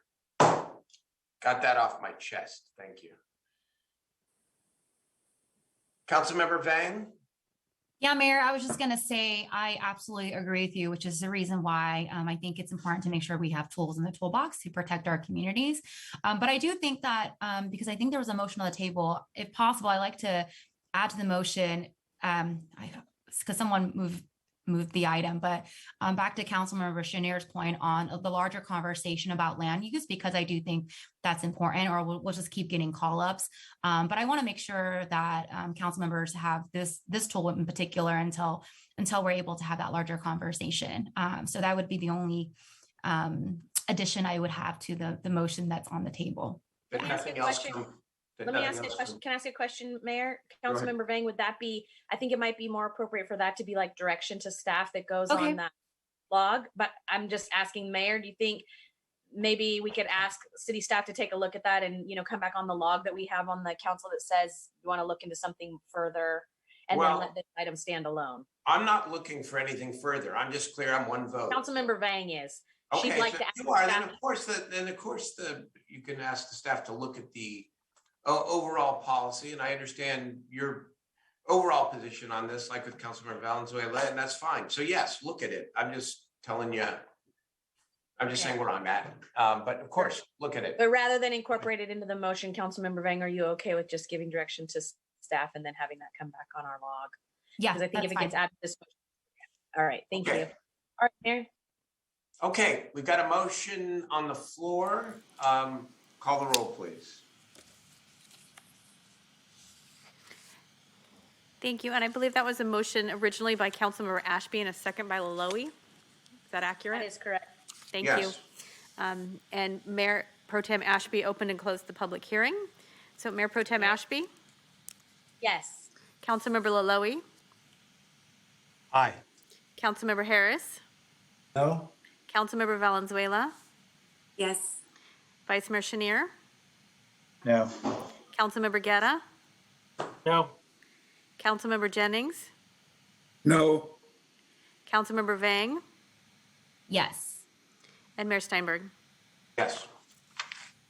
Motion passes 5-4. Okay, let's move on to the next item. Okay. We've got the Greenbrier Community Facilities District, hopefully less controversial. Yes, good evening, Mayor Steinberg and council members. Eric Frederick with the Finance Department. The item before you is a public hearing in connection with the change proceedings for improvement area number 2 of the Greenbrier Community Facilities District number 2018-03. The owners of all, yes. I can, if we're okay, we can, unless you'd like me to give you about an hour-long presentation on Area 2 of Greenbrier and then have Mr. Frederick talk at length about finance. I'm okay with waiving staff presentation and moving this item, Mayor. Just keep it under an hour. Okay. Go, go, go. It's been moved. Yep, moved. And thank you to staff. I just want to thank you for your hard work, Eric. I know you sat through a long meeting here to present to us, but thank you for the great work you're doing. Do we have public testimony? I have no hands raised to make comments on this. And Mayor Pro Tem, does that include opening and closing the public hearing? Yes, ma'am. Thank you. Thank you. All right, let's call the roll, please. Do I have a second on that? I'll second. Thank you. Okay. Please call the roll. Mayor Pro Tem Ashby? Yes. Councilmember Laloe? Aye. Councilmember Harris? Aye. Councilmember Valenzuela? Yes. Vice Mayor Chenier? Aye. Councilmember Guerra? Aye. Councilmember Jennings? Yes. Councilmember Vang? Yes. And Mayor Steinberg? Yes. Okay. the last, we move now to the discussion items. And this is a discussion item about the Sacramento Zoo. Mr. Jasso? Thank you, Mayor. Good evening, Mayor and Council. I am joined on this presentation on the Sacramento Zoo, this discussion, particularly with respect to relocation efforts, kind of most recently undertaken over the past year and a half and preceding that. I am joined by Dustin Hollingsworth of Convention and Cultural Services and Ellen Sullivan of the Office of Innovation and Economic Development. And I believe listening remotely, but not on the Zoom, is Fran Hallbachen, who has both been intimately involved in this project as we've examined different locations, but also I should point out it happens to be her birthday today. So she is not on the Zoom. Happy birthday, Fran.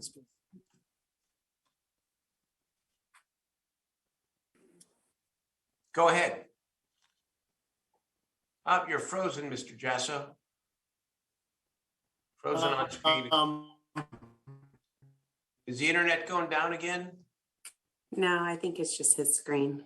Okay. And I think Mike, can you I'm turn gonna off stop my your video? Yeah.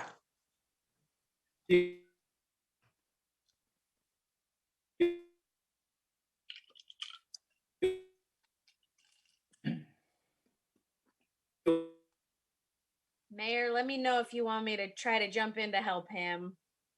Yeah, we got a technology problem here again, so it's okay. Mike, did you turned off your video? Are you on your audio?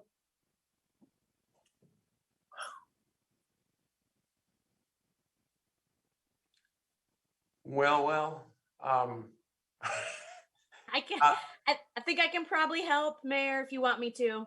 Well, of course, but I just want to make sure that Michael, were you going to hand it off to Fran? Maybe you or No, Fran is listening remotely but not attending. Okay, go ahead. Mayor, Ellen and I are also available.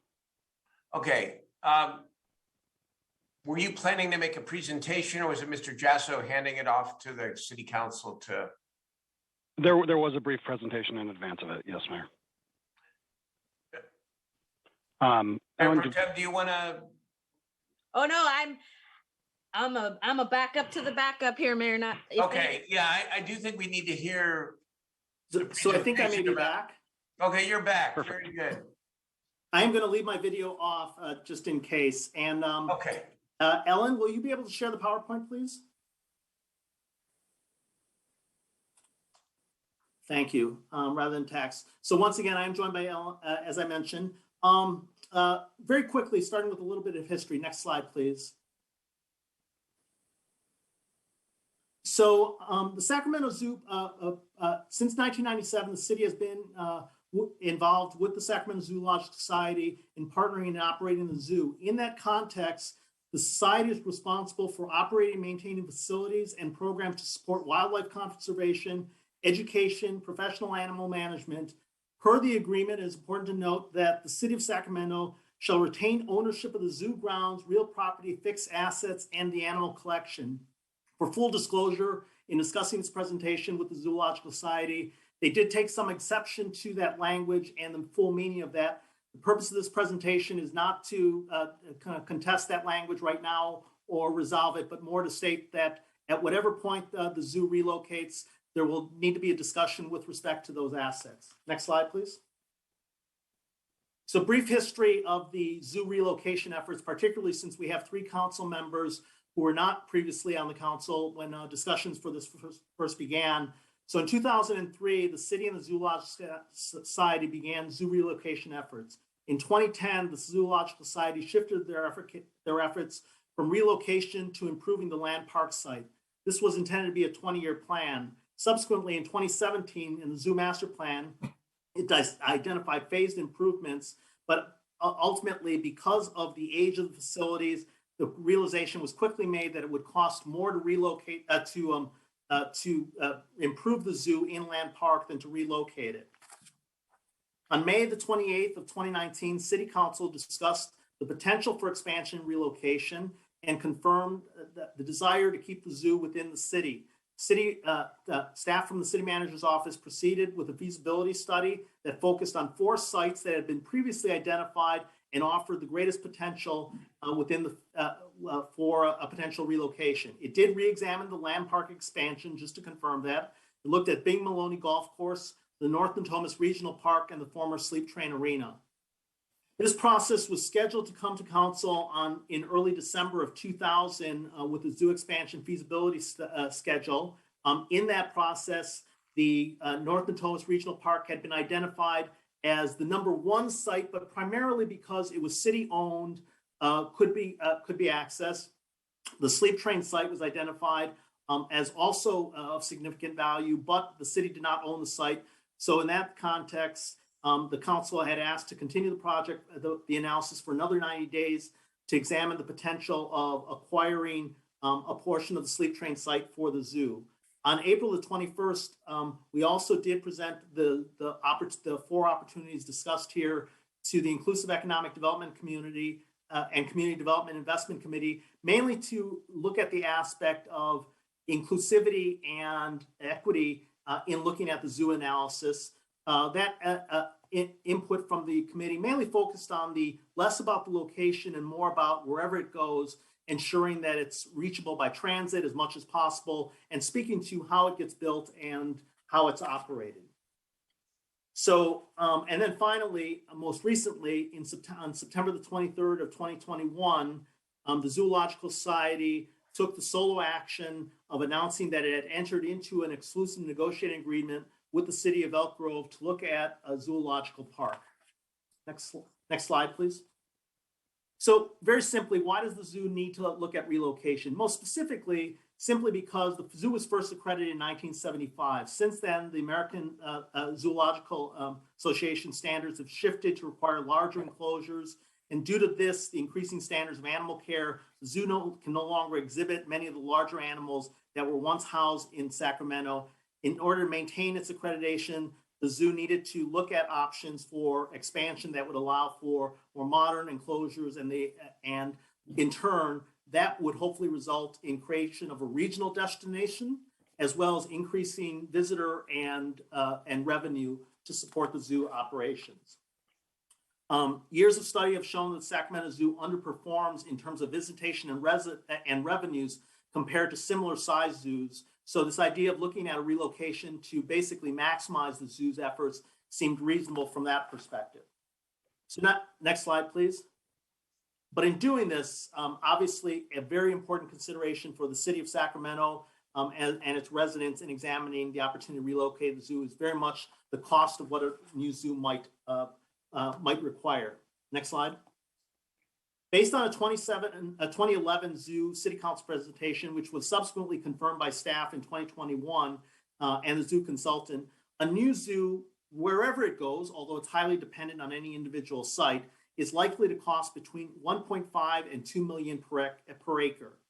This varies, but as an example, in looking at the feasibility, the most recent feasibility study of the cost of a new 50-acre zoo at the former Sleep Train Arena, not even taking into account any costs for land, etc., the cost was estimated to be between 83 million, to be about 83 million, not including parking or infrastructure costs, which equates to about 1.66 million per acre. In the 2017 Zoo Master Feasibility Study, it estimated that the cost for a rebuild at Land Park, all things taken in, and an expansion of 7 acres, those 7 acres not identified, it would be at a cost of about 176 million. Next slide, please. And to be clear, while it is probable and possible that a capital campaign undertaken by the Zoological Society would be able to raise dollars, an estimated amount of 49 million based on a modern zoo of at least 50 acres, it still would leave considerable cost to be borne by the city of Sacramento. So finally, it brings us to the analysis of zoo locations. Next 2 slides. Next slide, please. So, as I mentioned, since 2003, the city and the Zoological Society have partnered in multiple efforts to identify sites, most recently the expansion at Land Park, Bing Maloney, North Natomas Regional, and the former Sleep Train site. For the purposes of this discussion, we'll focus on those four. As already mentioned, the land park site offered limited opportunities because just from a standpoint to achieve the objectives of the zoo, which is to increase revenue, facilitate the creation of enclosures that meet modern standards. It would need an additional 7 acres, plus be considerably more costly than looking at a fresh site, whether it's a greenfield or an existing site. Bing Maloney offered opportunities, but the problem with Bing Maloney is that it sits within, and you can see this from the slide in front of you, there are a number of overflight areas that limit the amount of usable area within the zoo to less than, I believe, 25 acres. Additionally, in order to relieve the golf course of those overflight areas would require extensive conversations both with SACOG and the FAA. North Natomas Regional Park offered potential, but once again, while publicly owned, it is also a regional park, and this would result in significant reprogramming of the area. There were also concerns that were raised just in terms of the location of trying to site the zoo as much as possible to those low and moderate income communities that might best be able to take advantage of the zoo and have closer and more immediate access. And finally, while discussions were undertaken with the former sleep train arena, with the King's ownership group, ultimately was not controlled by the city, and subsequently the city, working very tirelessly through the efforts of Councilmember Ashby and the mayor, were able to enter into an agreement with the California North State University to develop a medical center and a teaching hospital site, which we are currently working on, which would greatly limit the possibility of doing a zoo at the sleep train site. So with that, it pretty much exhausted most of the sites the city was able to look at where it had site control or a pathway to site control and offered relatively inexpensive financing in terms of the ability to acquire the land. It did nothing to deal with the issues of raising the funds with it. So the question now before where we are seeking direction from council is, given where the Zoological Society has entered into these exclusive negotiations with Elk Grove, whether and what actions might be taken right now. And with that, I turn it over to questions. Staff. Well, thank you. Madam Clerk, let's take public testimony. How many people do we have wanting to testify? I have one person signed up to speak, Haley Washington. Okay. So good afternoon, council members and mayor. My name is Haley Washington from District 3, and I'm speaking on behalf of the citizens. So I believe that we should relocate the Sacramento Zoo to a different location and have safety barriers that are higher between the zoo animals and visitors. We should have the better safety barriers so there won't be any animal encounters or attacks. If we relocate and have better safety precautions, then families will feel safe. Thank you. Thank you for your comments. Thank you very much. Is that it? I have no more speakers signed up to speak. Okay. I assume members want to talk and give direction. I'm happy to give some comments, but I'd like to hear from my colleagues first. I have Councilmember Harris, I know, who pushed hard for this hearing, and rightfully so, to make sure that we air this. Jeff? Yeah, Mayor. You know, it really comes down to values and what we as a council think are the most valuable amenities for our city. I know in talking to you, you have different priorities perhaps than the zoo. I know the waterfront is very important to you. We have limited resources. We can't invest, 50s of millions of dollars in everything. We just don't have the money. And so we do have to prioritize. But, I have strong feelings about the zoo. I would like to keep it within Sacramento. When I think about North Natomas Regional Park, the biggest objection to putting it up there were equity issues and travel issues. But I have to question, if this goes south of Elk Grove, how is the equity issue addressed if people of color have to travel to south of the city south of us to get to the zoo? There is no public transportation that goes there now. The blue line stops short of Elk Grove. You can't get there on light rail. You can't get there by bus. You can only get there by car. So it doesn't solve that particular issue. You know, if I had my druthers and I chose between south of Elk Grove and North Natomas Regional Park, and the only obstacle was an equity issue, it seems to me that it'd be better in North Natomas Regional. At some point, we will have light rail that will come pretty close. And, you know, we can manage transportation options within our city pretty well. That's not to say that RT couldn't send a special bus down to Elk Grove, but, you know, these are all questions that come up. I'm disappointed that Bing Baloney is not in play. I understand the FAA overlays being a pilot. I get that. You know, it is an obstacle. I do actually think it's an obstacle that could be overcome. And the ecology of Bing Baloney is actually very advantageous for a zoo.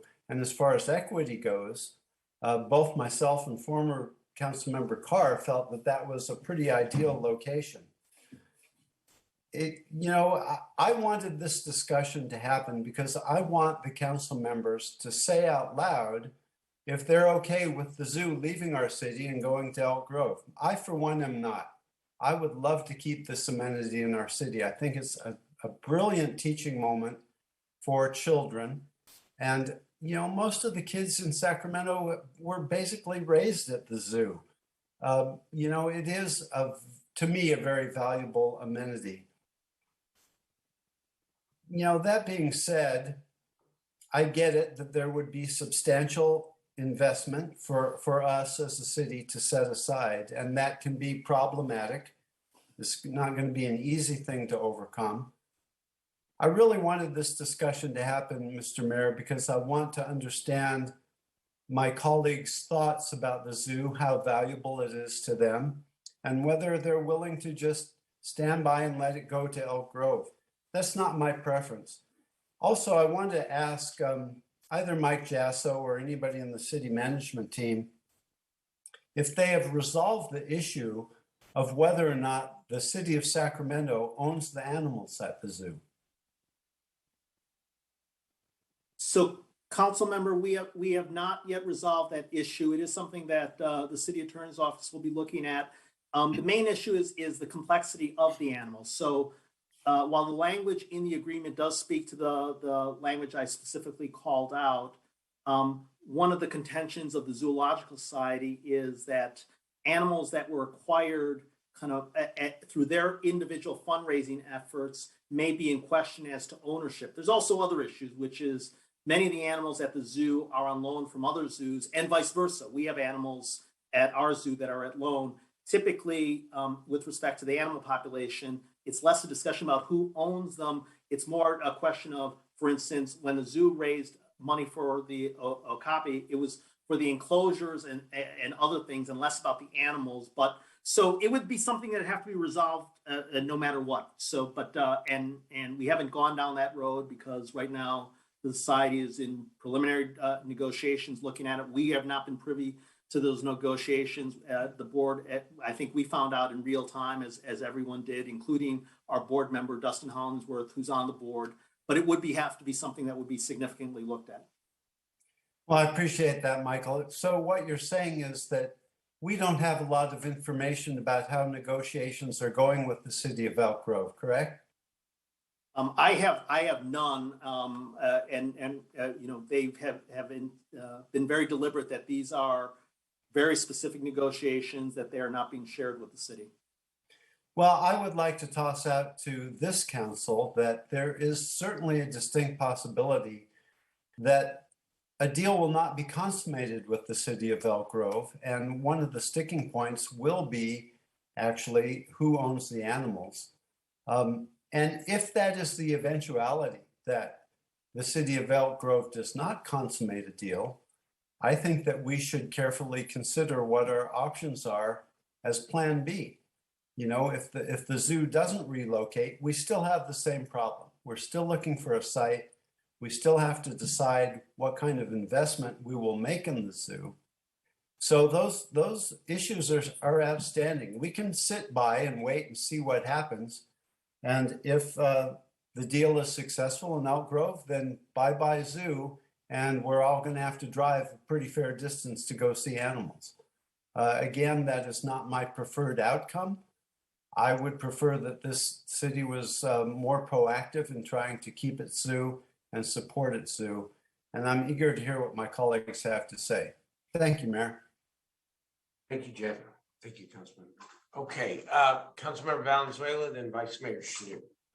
Yeah, thanks, Mayor. And I don't know if it's accurate to say that we've been standing by. I know since I've been in office, I've had several meetings with the zoo, with Mayor Pro Tem Ashby, with the mayor, with the city manager's team, trying to figure out what options are at play. And I do want to say that the zoo, in my experience, has been very eager to work with us and really wanted a site, you know, and they were saying, look, we know there's a fundraising challenge here. We want to try to meet that moment. And if anything, I think this news about a negotiating agreement, potentially losing them to Elk Grove, might spur some fundraising opportunity to keep them in Sacramento. The question was always about where.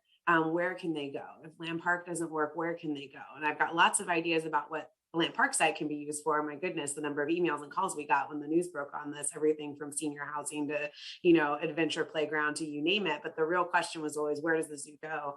And based on this presentation, I think, you know, I agree with you with the North Natomas Regional Park. I mean, obviously, you know, we want a site that's more central, but we don't have that luxury. And if that's the best option that we have on the table, if the zoo can figure out a way to fundraise, if we can really be partners with them in that effort, I mean, I've never foreclosed any idea in the city that's going to keep the zoo here, because I agree that it's important, and we don't have the luxury of a whole bunch of 50-acre sites in the central parts of our city. We just don't. We don't have them in any part of our city other than the North Natomas Regional Park. So for me, I want to thank staff for just bringing this out. I too requested this to be heard at council because I wanted us to just have the discussion. Let's talk about where the sites are. Let's talk about the concerns. If we can make the North Natomas Regional site work, I would 100% be behind that. If we could find another site that works, I would be 100% behind that site as well. I think the goal here needs to be, how do we work with the zoo to try to keep them here? Because as you said, Councilmember Harris, it's likely if this agreement doesn't happen, or maybe if we come up with a solution that's better for the zoo, we could still keep them here. And so I don't feel like the game is done. I don't feel like any of us are standing by. I would love to also hear from the colleagues about whether or not we can rally around a site in Natomas and try to make that work. And I know the money is a huge question. The zoo folks want the opportunity to fundraise, which is hard to do when you don't have a site that you're fundraising for, right? So we were trying to put cart before horse here in terms of fundraising commitments. But maybe if we said, hey, what about this site? And we'll give you a couple years to figure it out, and we see how far they can get.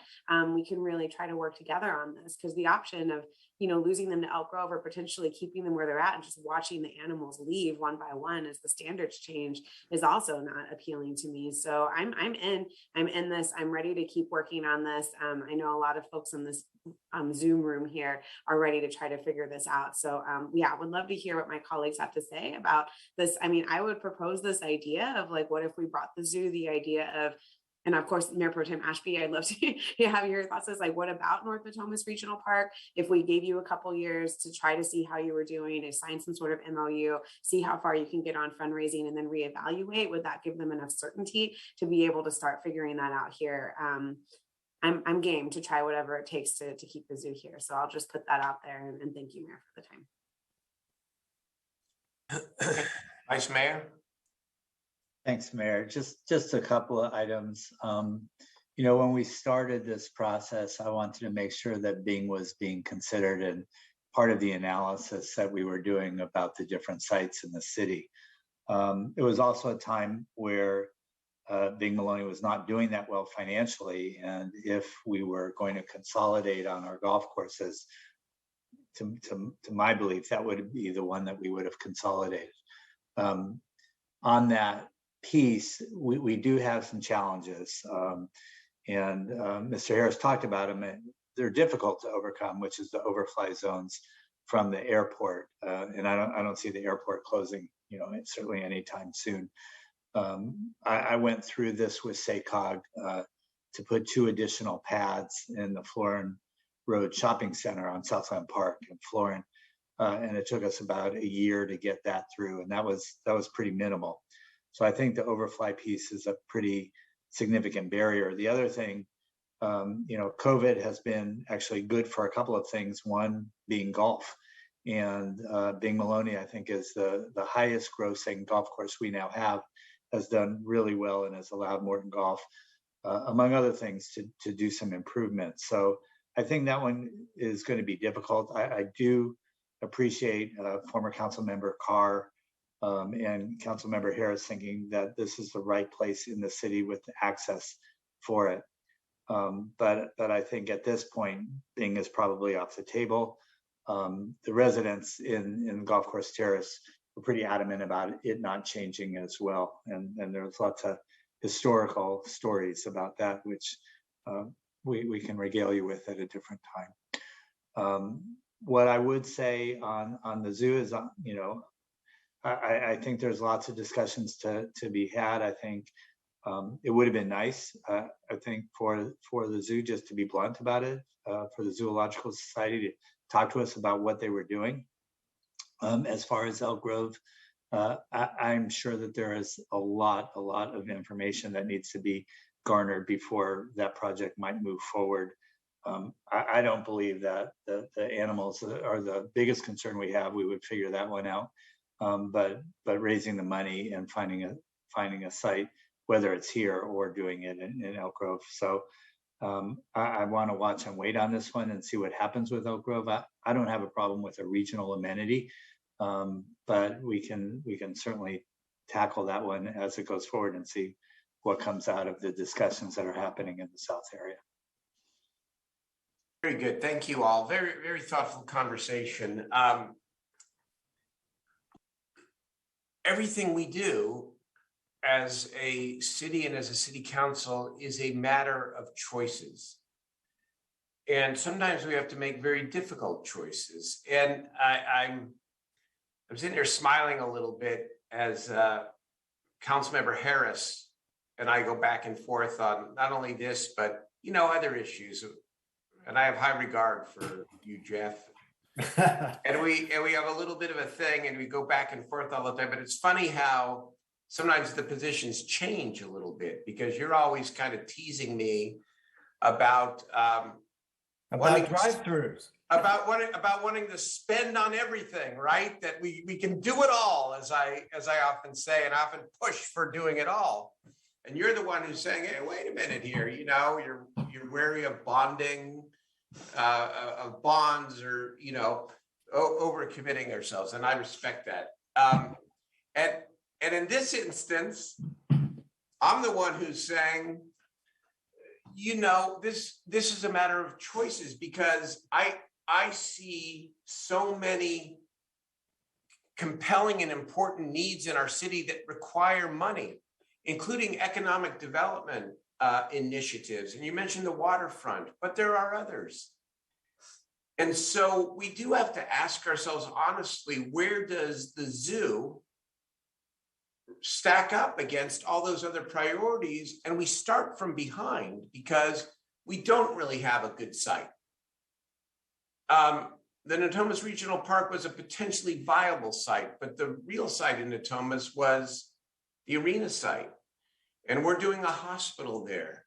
And yes, there are real equity issues. And Jay tried with Bing Maloney and just explained why that didn't work out. And so, to me, when I take all of the factors, the fact that we don't have a viable site now, and the fact that it could cost us $50 million or more, and I think about the waterfront, and I think about the Affordable Housing Trust Fund, and I think about all the other things that we have to do.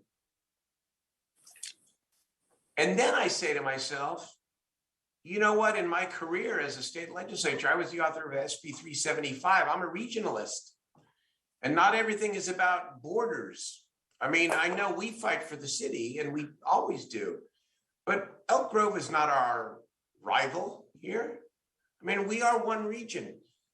I thought, Jeff, you made some really interesting points and important points, though, about ensuring accessibility for people, especially people from our city neighborhoods here, to be able to get to Elk Grove. I think that we ought to let the Elk Grove process play out here, and wish them well, and see where it goes. And if it doesn't work out for them, you're right. We may be having this conversation again. In the meantime, I do think it's important that we don't lose these, whatever it is, 6 or 9 months in terms of the current zoo site. I mean, we should be working now. And I know Councilmember Valenzuela's point on this and is working on it, but with real staff support, about how we would reimagine that current zoo site. We should do that now. We should not wait until after, if Elk Grove succeeds, after that decision is made. I mean, there's so many possibilities. You know, I'm thinking about Bouchard Gardens up in Vancouver. Botanical Gardens. You could have a smaller animal refuge, if the term zoo is out of favor, a smaller animal refuge on the site. There are so many possibilities and so many community amenities that we could begin reimagining now for that site, and we ought to get started on that. So this is an important discussion, and yeah, all things being equal, love to keep the zoo in the city of Sacramento. Maybe it ends up here. But in the meantime, let's wish Elk Grove well, genuinely. Let's see what happens. And in the meantime, let's press forward on all the other great things that we are doing and can do in our city. Rick Jennings, Eric Guerra, Vice Mayor Schneer again. Go ahead. Thank you, Mayor. I just want to kind of build on some of the things you just said, because I couldn't have said them better. I'm in favor, as Councilmember Valenzuela is saying, is I would like to keep the zoo in Sacramento. That is my number one choice. I'm all about regionalism and everything like that, but if I have my choice, you know, I raised my kids with the zoo here in Sacramento. Now my grandkids go to the zoo here in Sacramento, and I want to make sure that my great-great-grandkids have a zoo to go to in Sacramento. So I want it all, just like some of the other council members do as well. And I don't know where the money is going to come from to pay for all these things, but I know we have one of the greatest mayors in the state of California, and he always finds a way to find the money to make things happen. And I'm willing to get in there knee deep with him in order to help him to find the money, as well as I know other council members will do as well. And I know the Zoological Society is going to do what they need to do to run a capital campaign in order to raise the amount of money they need to be raising as well. And I know they have that potential. They just need to know that we love to have the zoo here in Sacramento, and we will find a way, whether it's at the existing location or find another location. And we need to be exhausting all locations. I mean, my question, and I think I know the answer, is are we stuck at 4 or are there 5 and we just haven't found the 5th yet? You know, so that's another question I'll ask at another time. But I, for one, am if Elk Grove doesn't work out, I want Sacramento back at the number one choice. And even if Elk Grove does work out, I still want Sacramento as the number one choice as far as keeping the zoo here in Sacramento. And I'll do anything I can to help make that happen. Raise money, go over there and scoop up poop if I have to.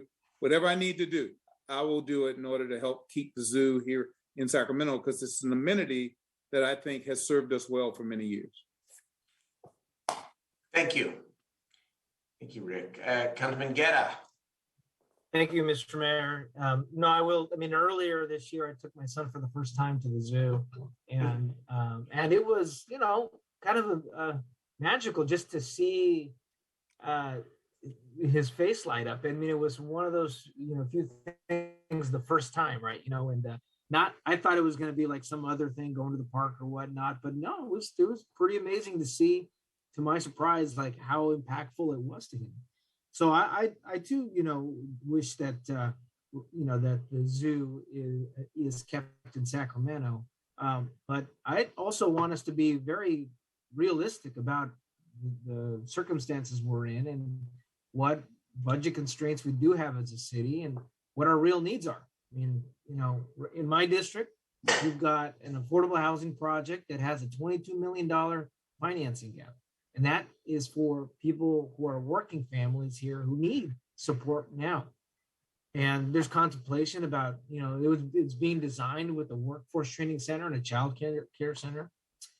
And we're thinking about, do we scrap those pieces to try to make ends meet? I mean, I feel like there are, major other issues that at some point we've got to figure out where our priorities lie on. I mean, our infrastructure improvements, Stockton Boulevard and 47th and Lemon Hill, one of the most dangerous areas in the city on that, as far as our Vision Zero and what we're spending on.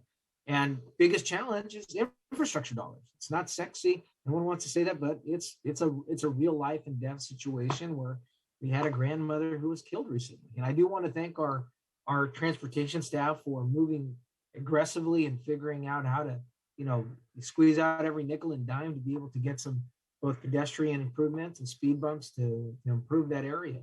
But I just want us to be, as we move forward and look at, okay, what options we do have. I mean, if North Natoma Regional Park is a viable location and it allows for fundraising and that makes that happen, great. But I also don't think we should go at this blindly, understanding that I think what the staff recommend or advises is that we're getting close to the hundreds of millions of dollars, for the needs of construction for an amenity, when we have a lot of other pressing issues too. So I just want to make sure that the love for the zoo as we move forward isn't also, we're not being naive about also our other amazing, significant challenges. And finally, we can only control what we can control. The zoo and Elk Grove are having a conversation. We can't control what their conversation is. I mean, we can move forward and then propose items if we have something, but I just want us to make sure that as we're thinking through this, that we're also being cognizant of the other financial demands that are basic quality of life issues in our city. Very good. Thank you so much. Vice Mayor Schneer. Thank you, Mayor. Sorry about the video. I'm having a little internet challenge here myself. Just one thing really quickly, and I really appreciate the conversation. I think it's been really thoughtful and kind of doing a little bit of watching what happens with Elk Grove while at the same time trying to move the ball forward internally, I think is the right thing. What I want to add is if that's the case and that's what we're doing, I'd also love to have us to have the discussion about what zoos may look like. I mean, there's certainly a lot of controversy around building new zoos and how animals are kept. And, we live in an age of technology, and I think that we shouldn't limit ourselves to what a traditional zoo has looked like. So I just wanted to throw that into the conversation as we move forward. Right. Animal refuge, animal parks, right? All kinds of possibilities. All right, Mayor Pro Tem. Thanks, Mayor. I don't even know where to begin on this. I'm at a loss. It's hilarious. So first, let me just say I have some concerns and some suggestions, but I've worked on this for a really long time, and it was a problem before I even got to the council. So Mr. Jazzo had some things in his presentation. I misheard them or they weren't quite accurate. I think I heard him say they underperformed. They actually overperform other zoos their size substantially. So and this issue, he said, that there haven't been there are some new council members new to the issue. We're all new to the issue. It predates us all by a lot. By the time even Jay and I got here, this issue had already come to a head, because The zoo had been told they needed to make changes. And I think what I want people to know are a few things. One thing I really want you to know about your mayor is two parts. And one is you should know that, yes, I have shepherded this zoo for the last several years, but the zoo originally with their plan for Natomas and the arena site didn't come to me. They went to him. And he's the one who heard them out. And he assigned his staff to work on it for quite some time. And then they came to me.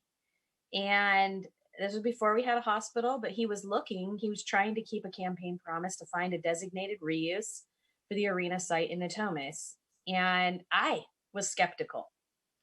But he thought it would be good because it's a family amenity, and he really convinced me. And then together we worked on it quite a bit. But what happened was by the time we brought it to this council, there was not support. And I know tonight it sounds like there's a lot of support. But historically, when this zoo has showed up at this council has not given them support. And the mayor and I, quite frankly, got tired of standing in front of hundreds of kids and families, which we have done multiple times, giving us drawings and pictures of animals and asking us to save the zoo and save their memories of their families, only to come back to this council and be told, hey, no, we don't want to make that investment. And so the mayor moved on and had other priorities that the council did get behind and support. The rail yards, and quite frankly, some of our staff weren't supportive, right? And he tried to find things that everybody would get behind. So now to bring it back, in one way, I feel like, oh, great, finally there's support for the zoo. And in another way, I feel like, where was this support when the mayor and I came forward years ago? And you might notice one thing tonight that's going to keep our meeting about 3 hours shorter is that nobody called in. That's because the people of Natomas are tired of fighting for this. Do they want it? Heck yeah. They launched a whole campaign. There's lawn signs all over my district and some of your districts that say we want a zoo. There are hundreds of them that would mobilize at the drop of a hat if they thought they could get it.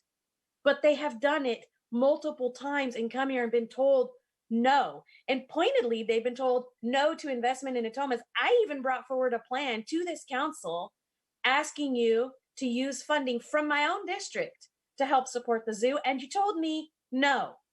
Members who tonight said, I don't want to lose the zoo, told me no when I brought it forward. So I'm just a little perplexed. I know this isn't on for decision making, but there are a few things you need to know.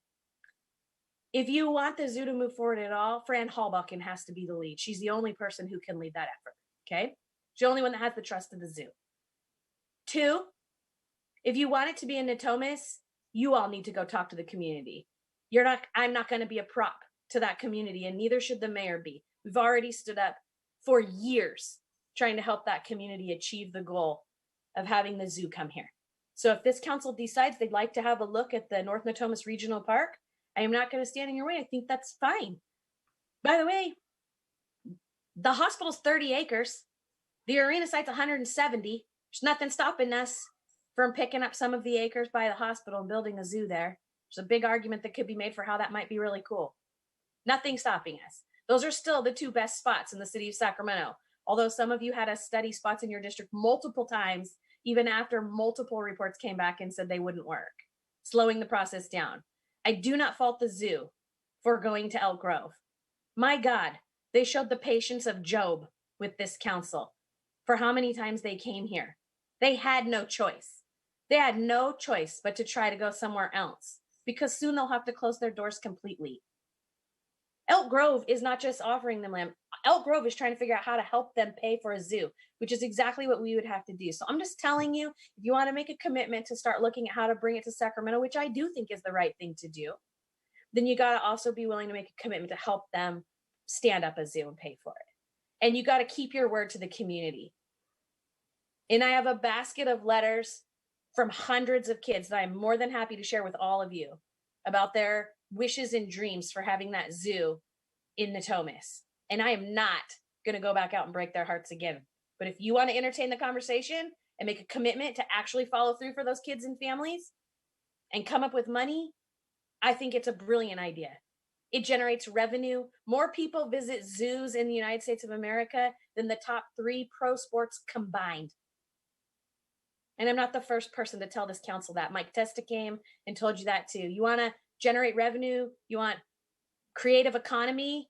There is no higher producer than zoos. But you have to invest in it.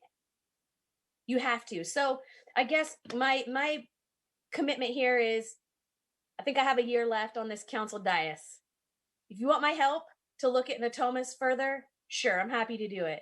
But I am not willing to get in front of Elk Grove's effort, because the zoo waited patiently for answers for years and got told no a lot of times. And if that answer is changing, then in all due respect, we owe them the opportunity to look at Elk Grove, which, by the way, is about a 5-minute drive. So anyway, I guess that's just, I'm glad that it appears that some of you have had a change of heart and some of you have been working on it all along. But you got to decide if you're really going to make the commitment or not. I think the mayor's been fair here. Very fair. You want it, yes, but are you willing to spend for it? Because asking the zoo to fundraise $150 million isn't realistic. We didn't ask MLS or the Kings or anybody else or Crocker to fundraise that kind of money. We gave them money and helped along the way. So that's where I'm at, Mayor. Happy to provide my help and assistance for as long as I sit in the seat. But yeah, I think you got to keep your word if you're going to go out there and ask the people to try again. Well, thank you. Thank you all for, again, a very passionate discussion. I mean, I do think at least at this point in time, it's quite out of our hands because the zoo has an exclusive negotiating agreement with the city of Elk Grove. And so that needs to play out and then see where we're at. And I think you've heard about how the council feels about this. We'd love the zoo. We want the zoo. There are questions about site and there's questions about cost and price. And we may get that, we may get to look at that again, maybe in a different light, or we may not, depending on what happens in Elk Grove. So let us see. And at least the community, I hope, knows that this has all been approached in good faith. It's all been approached in good faith. And we're grappling with tough decisions, a lot of priorities, and are taking all this very seriously. So thank you. All right, members, that ends the formal agenda for tonight, I believe. All right. I want to adjourn tonight's meeting where appropriate. Minia's commission appointment street. I want to make sure that we adjourn tonight in memory of Mayor Ann Rudin. And I hope that this, brief time that we spend tonight will not be the only opportunity to remember Mayor Rudin, but it's really important that we speak about, at least begin to speak about her life and legacy here tonight. And I'll save that for the end. Is there public testimony on items not on the agenda? Mayor, I have no hands raised to make public comment for matters not on the agenda. Okay, are there council comments or ideas? I see Councilmember Harris and Guetta. Yeah, Mayor, I'd just like to say that the Natomas tree lighting is upon us. It's this Friday, starts at 5:30, goes to around 7. It's a very festive event, a great event in South Natomas. And I understand you're going to make an appearance, Mr. Mayor. So we welcome you, and it's always a fun time. It's time for community gathering. We have another vaccine clinic coming up in Natomas. That would be Thursday, December 2nd, actually, and December 8th from 9 a.m. till 1 p.m. at Stanford Settlement. And you can go to stanfordsettlement.org for more information. That's all. Thank you. Thank you very much. Councilmember Guerra.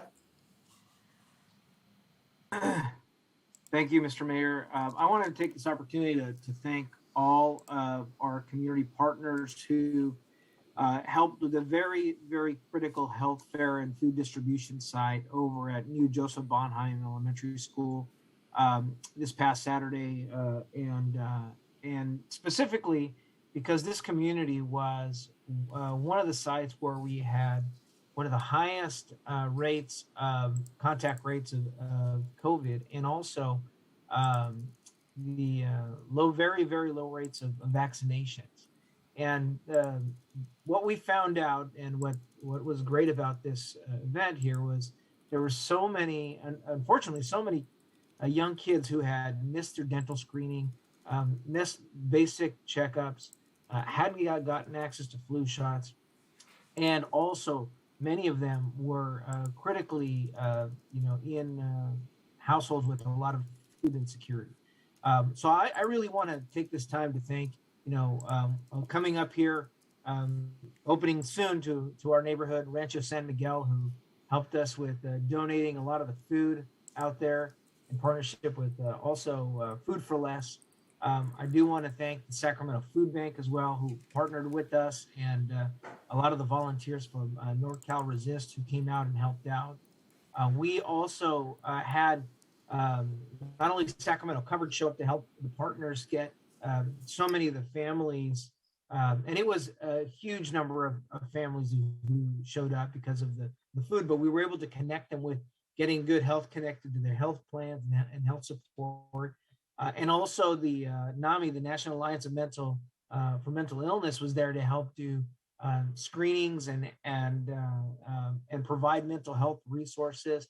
HealthNet came out as well to provide not only volunteers but their assistance and services. Early Smiles Center, and we had all these kids getting their dental through Early Smiles in the Center for Oral Health. Even North State University and Pucci's Pharmacy were out there distributing COVID vaccines in an area where we've had a significant amount of vaccine hesitancy. And even for testing, we were able to get 102 vaccines with young kids, 5 and older, to be able to get those in that community because we had such many challenges. So I wanted to again thank all the partners there who came out. It really was, a difficult time for the community there. And it was, everyone came out and left there not only feeling great about, the resources they got, but most importantly, we got a lot of resources to the kids. So just thanks to all the community partners and all the volunteers who came out for that day. Right. Thank you. Thank you very much, Councilmember Guerra. Councilmember Valenzuela. Thank you, Mayor.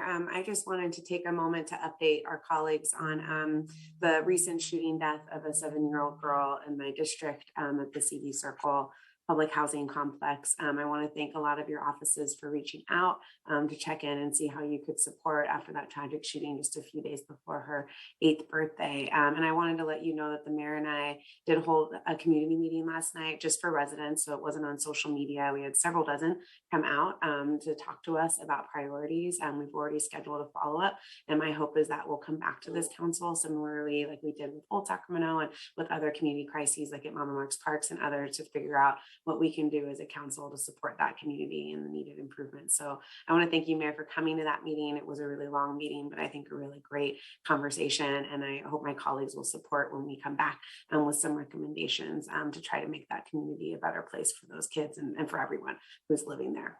Thank you. Yeah, thank you, Councilmember. I was very impacted by the meeting. And just as we've paid focused attention to key areas of the city, Northgate and Old Sacramento and South Sacramento and Del Paso Boulevard and Stockton Boulevard and all, I think this community deserves focused attention, and look forward to working with you and SHRA and the community to do just that. Okay.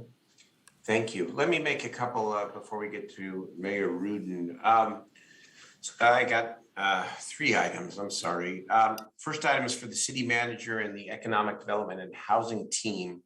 As you all know, the city recently reached a settlement with AFSCME regarding the Aggie Square project, which requires the city to set aside $5 million for our anti-displacement efforts in the local area. To comply with the approved city legal settlement, which the city council has done, I'd like to request that the city staff bring forward the allocation of the $5 million set aside from our city's housing trust fund, as well as any other related action items for city staff to begin implementation of the Aggie Square Anti-Displacement Fund. Right, I'll be putting that to work right away, and we have the money in the housing trust fund. I'd like that to come back, please, before our last meeting of this calendar year. Secondly, I'd ask SHRA and Michelle, I know we've talked about this, to bring back by December 14th for consideration the CMFA's middle income housing program. As you remember, on June the 8th, the City Council approved moving forward with the program. And there was some difficulty and challenge about who actually had title to the property investment. That's all been worked out. And like to see if this can come back. I know Councilmember Valenzuela has been championing this proposal as well. I'd like to see if this could come back for consideration, because we need more housing of all types, including middle income housing. And finally, on the racial equity ad hoc, which I'm co-chairing with Councilmember Vang, I'd like to formally request that this ad hoc committee be made a permanent standing committee of the City Council. And this important work should not just be an ad hoc. It should be a permanent part of our work and infused in everything that we do. And I'd ask us to consider that as part of our, I guess, council rules when we adopt them at the beginning of January. And, I'm sorry, Councilmember Bang, that this was on my notes here and I hadn't had a chance to talk to you directly, but I think this is be a strong move. Okay. Sounds great, Mayor. I was hoping we can transition from ad hoc to standing committee. So yeah. Sounds great. Okay. Super. Then, in conclusion here, we lost a Sacramento icon this past week, Mayor Ann Rudin, the first elected woman as mayor in this city. And I will say that as part of my public service, I count as one of the great honors getting to sit on the dais with Mayor Rudin for 2 months during my first 2 months as a city council member, because Kim Mueller had left early and I had two extra months, and I got to see her in action. And she was ahead of her time, as I said in my statement. I mean, we take for granted now what it means to be for LGBTQ civil rights. Well, she stepped out before that was a popular thing to do. When everyone was nervous about, rightfully so, about base closures back in the day, she was urging the city to begin redeveloping those bases into economic engines and started us on that path. She was not afraid to take on the entrenched interests that sometimes had too much sway in our city and in our state. And she was just an absolute example of decency and dignity combined with strength in public service. And so we lost her at age 97, which is a darn good run. And to her family, her kids, our condolences to you. And Mayor Fargo, I know, is very close to Mayor Rudin as well. It's a loss, but what a life well lived. And hope we all get the chance to look at how she conducted herself in public life and public service, because I think it is a model for all of us. Councilmember Harris, Valenzuela, and Ashby. Thank you, Mayor. I came to know Ann Rudin in a somewhat unusual manner.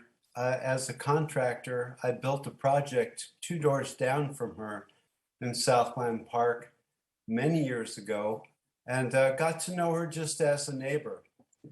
I'd have to say, you know, she's a member of the great generation. She was just an elegant woman, someone who was always gracious, always attentive to detail. She was a true public servant. She was not a political animal. She was measured and thoughtful and wonderful, I think, in more ways than you can really say. I had great admiration and respect for Ann Rudin. And I would say that every time I spoke to her, I felt uplifted, a little smarter, a little wiser. It just rubbed off of her. I know her son Jay reasonably well. He's a wonderful guy. And my condolences to him and his siblings at this tremendous loss. She, like Burnett Miller, exemplified a generation of public servants that really did everything for the right reason. And I admire them. I aspire to be somewhat like them. It's a big loss for the city. She was a true icon, an explorer. You know, she broke ceilings. She was just, like I said, wonderful in so many ways. Rest in peace, Anne. Thank you, Jeff. Councilmember Valenzuela. Thank you. It's probably going to be one of the greatest regrets of my political career here that I never got a chance to work with Ann Rudin.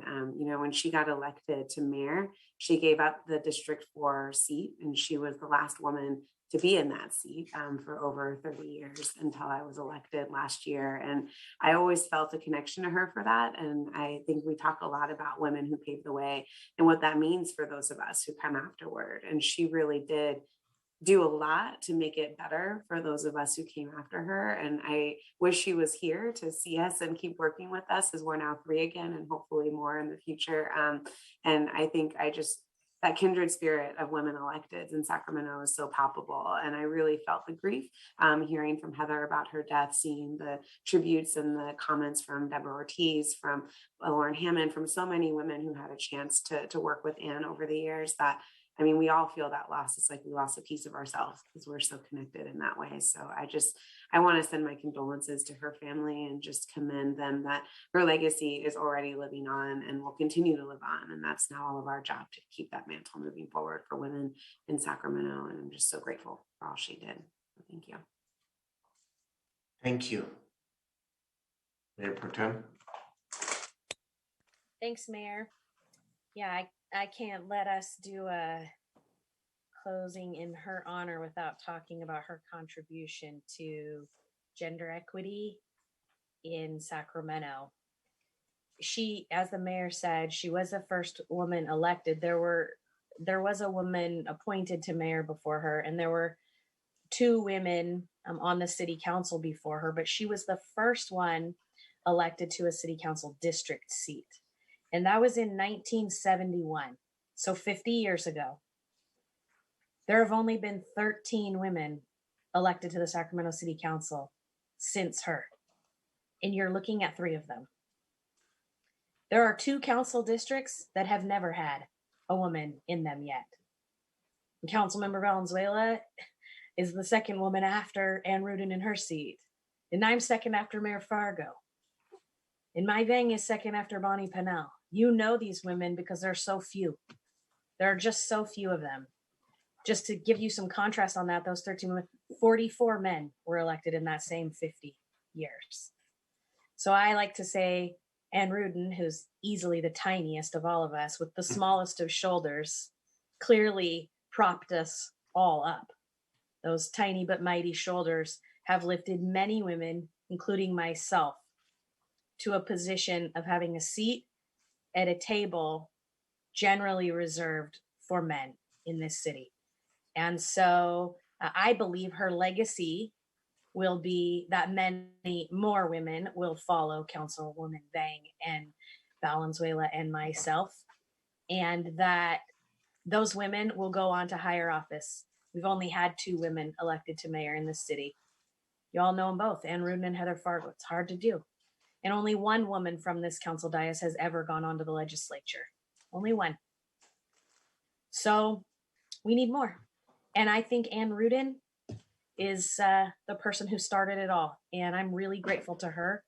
Sitting at her kitchen table was a rite of passage for me as a young woman coming into this city in elected office, and one that I take very pridefully and humbly as meaningful to the rest of my career, wherever that may lead. So, Ann Rudin, thanks for leaving some breadcrumbs for us so that we could find our way too. Mindy, before we adjourn the meeting in memory of Mayor Ann Rudin, Madam Clerk, you have an announcement to make. Yes, thank you, Mayor. To the Administration, Investment and Fiscal Management Board, David Bach. To Compensation Commission, Arthur Scotland, Marlon Lara, David Kawada. To the Housing Code and Advisory Board, Barry Boyd and Barry Chamberlain. To the Parks and Community Enrichment Commission, Nicole Kangas and Samuel Mikarchek.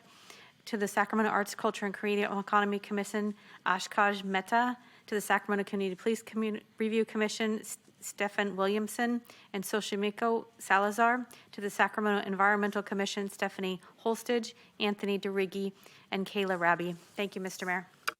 Mayor, worth noting, those are your first 3 youth appointments that just got rattled off there at the end. That's a hard work of council members, Chenier and others, but you just added 1 youth to your Police Oversight Commission, 1 youth to your Parks and Rec Commission, and 1 youth to your Arts Commission. So congratulations, Sacramento City Council. Great. That's great. You know, it all comes around, doesn't it? In memory of Mayor Ann Rudin, we are adjourned. Thank you.